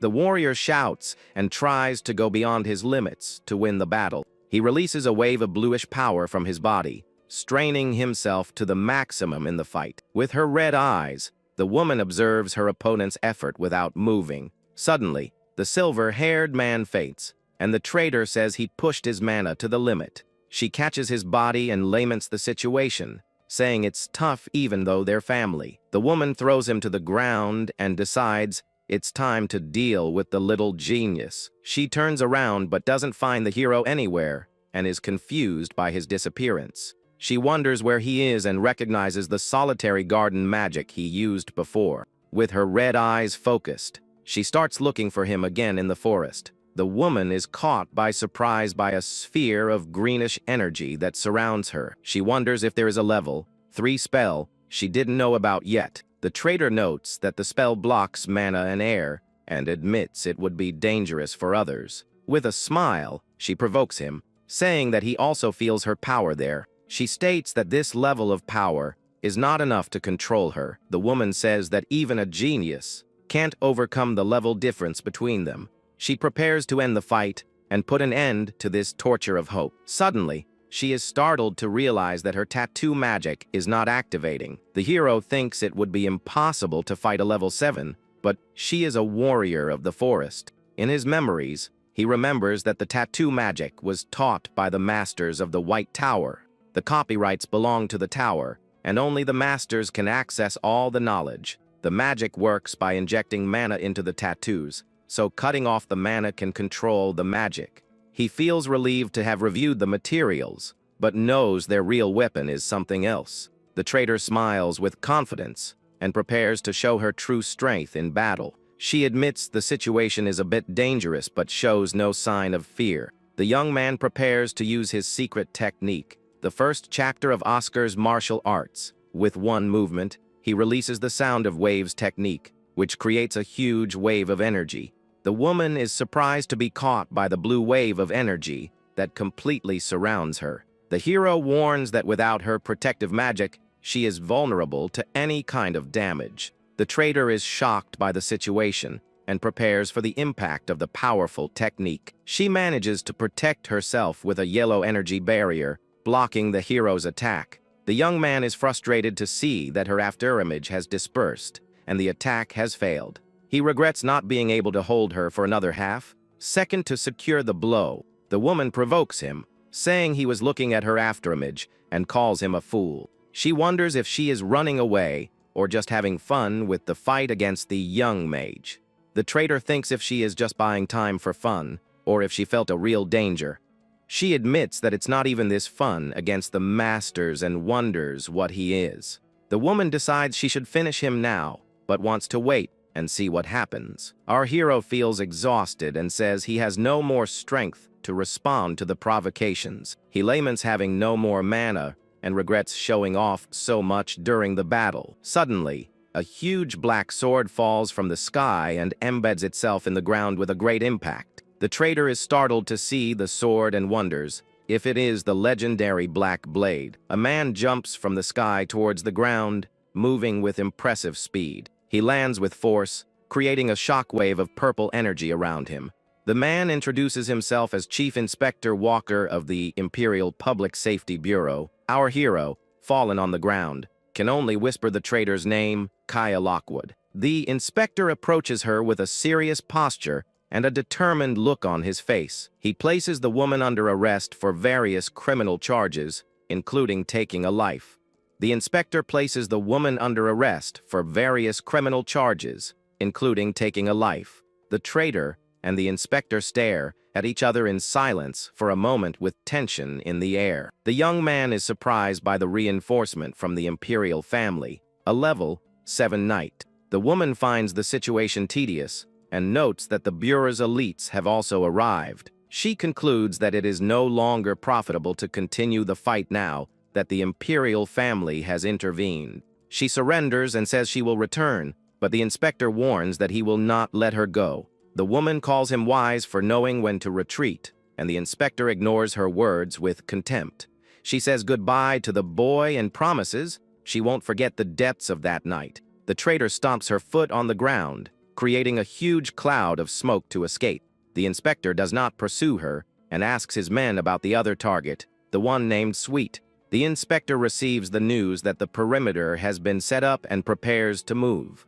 He approaches the hero and scolds him for attacking the woman alone and risking his life. The young man faints from exhaustion, and the inspector realizes he is already at his absolute limit. With a gesture of care, he says the young mage handled the difficult situation well. The hero wakes up in a garden and stands up, a little confused about what is happening. He clutches the pendant around his neck and realizes that this is all just a dream. He sees his father with a friend, and the man asks what Radan is doing there with the photo. The father shows a photo of his family and comments on the cuteness of little Kaya crying. The friend complains about the lion mask, but Radan says he needs to maintain his dignity as chief. Radan says he wanted a more manly face, and the friend agrees with a mocking tone. The man congratulates Radan on his second child, and he reveals it's a boy who can join the tower. Radan says he doesn't care if his children don't become mages, and the friend is surprised. He states that a dream is something personal, and that his children will know what is right and just. The friend agrees with the wisdom of Chief Radan's words with a smile on his face. Radan asks him to send his children to the tower and promises to teach them very well. The hero wakes up from the dream, thinking about those past memories of his old master. Lying in bed, he apologizes to Radan for his daughter joining the syndicate. He turns over and sees the silver-haired man peeling an apple and asks what he is doing. The friend says he was hungry and decided to eat an apple, and the hero jokes about it. The silver-haired man explains that the priest forbade the hero from eating, so he is eating in his place. The young man thanks him and eats a piece of the apple, praising the fruit's delicious taste. He asks how much time has passed, and the friend reveals it's been 3 days and that Jake called a priest. The hero is happy about the coincidence, and the friend says he will be fine after he recovers. The silver-haired man says that Elder Maxim called and scolded him because of the news. He warns him to be careful, as the mage hunter is still active in the north. The hero asks if any victim was from the White Tower, and the friend denies it with a serious look, but he warns that the other towers have had victims, and that he should not let his guard down. The young man finds it a problem that he is in the north, but the friend says they will be safe together. The silver-haired man says he will go back with him, because his goal was to find the traitor. The hero asks if he is okay, and the friend assures him that warriors of the forest recover quickly, but the young man worries about his friend's emotional state after fighting with his family. Suddenly, young Jake enters the room and calls out to the two with a surprised expression. The boy runs to the bed and asks if the hero is okay, and he thanks him for the help. Jake hands an envelope to the young man, saying he prepared it for when he woke up. The boy apologizes for not being able to give more, and the hero says that this is more than enough. The boy thanks the two for getting Mark Sweet arrested and bows in respect. Jake reveals that his dream has changed and that he now wants to follow a new path in his life. The hero encourages him, saying he can become a fantastic mage like him if he tries. The boy says he will become a public servant to punish evil and save the innocent. He says goodbye and promises to prepare a banquet when they return, and the inspector praises the outcome. A subordinate informs that all the criminals have been arrested, and Mark Sweet shouts in anger. The inspector approaches and says he knows he is the executive behind the famous cartel. He orders the man and his daughter to be taken to prison, while the old man shouts desperately, Mark Sweet despairs upon seeing his daughter being taken away by the guards and shouts her name. The daughter calls him father, and he begs them to release her, saying she is innocent. Angrily, the daughter shouts at her father for ruining everything and curses him for his incompetence. The man is shocked by his daughter's harsh words and cannot react. The hero asks if Ara Sweet was also arrested, and the inspector confirms she was. He reveals that she put a bounty on their heads and was responsible for many people's ends. The inspector asks the young man's name, and if he was the one who used the calling crystal ball. Our hero confirms and worries about how he will explain that he knows the secret code. The man praises him for his decision, and the young man is confused by the unexpected compliment. The inspector asks if the master of the magic tower is well, and the hero is confused. He laughs awkwardly and realizes with relief that the inspector thinks he contacted Shasha. The man says he needs to go and says goodbye, asking them to take care and stay well. The two get up from the bed and watch the inspector preparing to leave the room. The young man thanks the inspector for everything, and he just turns and starts to walk away. The inspector leaves the room and closes the door behind him, leaving the two alone. The silver-haired man asks if all the mages of the White Tower are like our hero. The inspector turns, confused by the question, and the warrior just says that they all are. The man says it's nothing and advises him to rest to recover well soon. He thinks that the mages he knows are selfish and only care about their own profit. But the two mages from the White Tower he just met seem to be different. He wonders if the older generation of mages was also like those two. The inspector smiles and says that now he can understand all that a little better. Elsewhere in the Yellow Tower, the heart of the East and the city of Long Shine, in a large meeting room, a man prepares to start the important meeting. Tony Havertz, the only disciple of the tower's master, begins the meeting by talking about the other towers. He reports that the Red Tower has taken command of a large subjugation operation. One of the members complains that the Blue Tower continues to lose market share to the White Tower. Another comments that the White Tower must be celebrating Oscar's recent success. Tony says he has been hearing Oscar's name a lot and didn't expect to hear it again. A man reports that he fought with a tattooist and came out with minor injuries, which is a feat. A member says he was lucky, and another reveals that the White Tower is researching magic engineering. Tony questions the information, and the man explains that books and research are going there. A pink-haired man asks why they would be researching magic engineering. The colleague explains that they bought many levitation stones that float with mana. He says it's just speculation, but it made him think of a possibility. The man suggests that maybe the White Tower is developing a secret airship. Everyone in the room starts laughing at the idea, thinking it's completely absurd. The meeting members continue to laugh, and one of them scoffs at the idea of flying. A man says that if that's the goal, they don't need to compete and will burn through their profits. An elder reveals that the Yellow Tower has also tried and failed countless times in the past. He concludes that airships cannot be moved with just magic and lightning engineering. The old man states that the Iron Beasts will make the Yellow Tower the greatest on the entire continent. Tony changes the subject and asks if they have already identified the mage who set a new record. A member apologizes and says the list has been narrowed down, but there is still no clear candidate. The chief complains about the imperial bureaucracy that prevents them from accessing user data.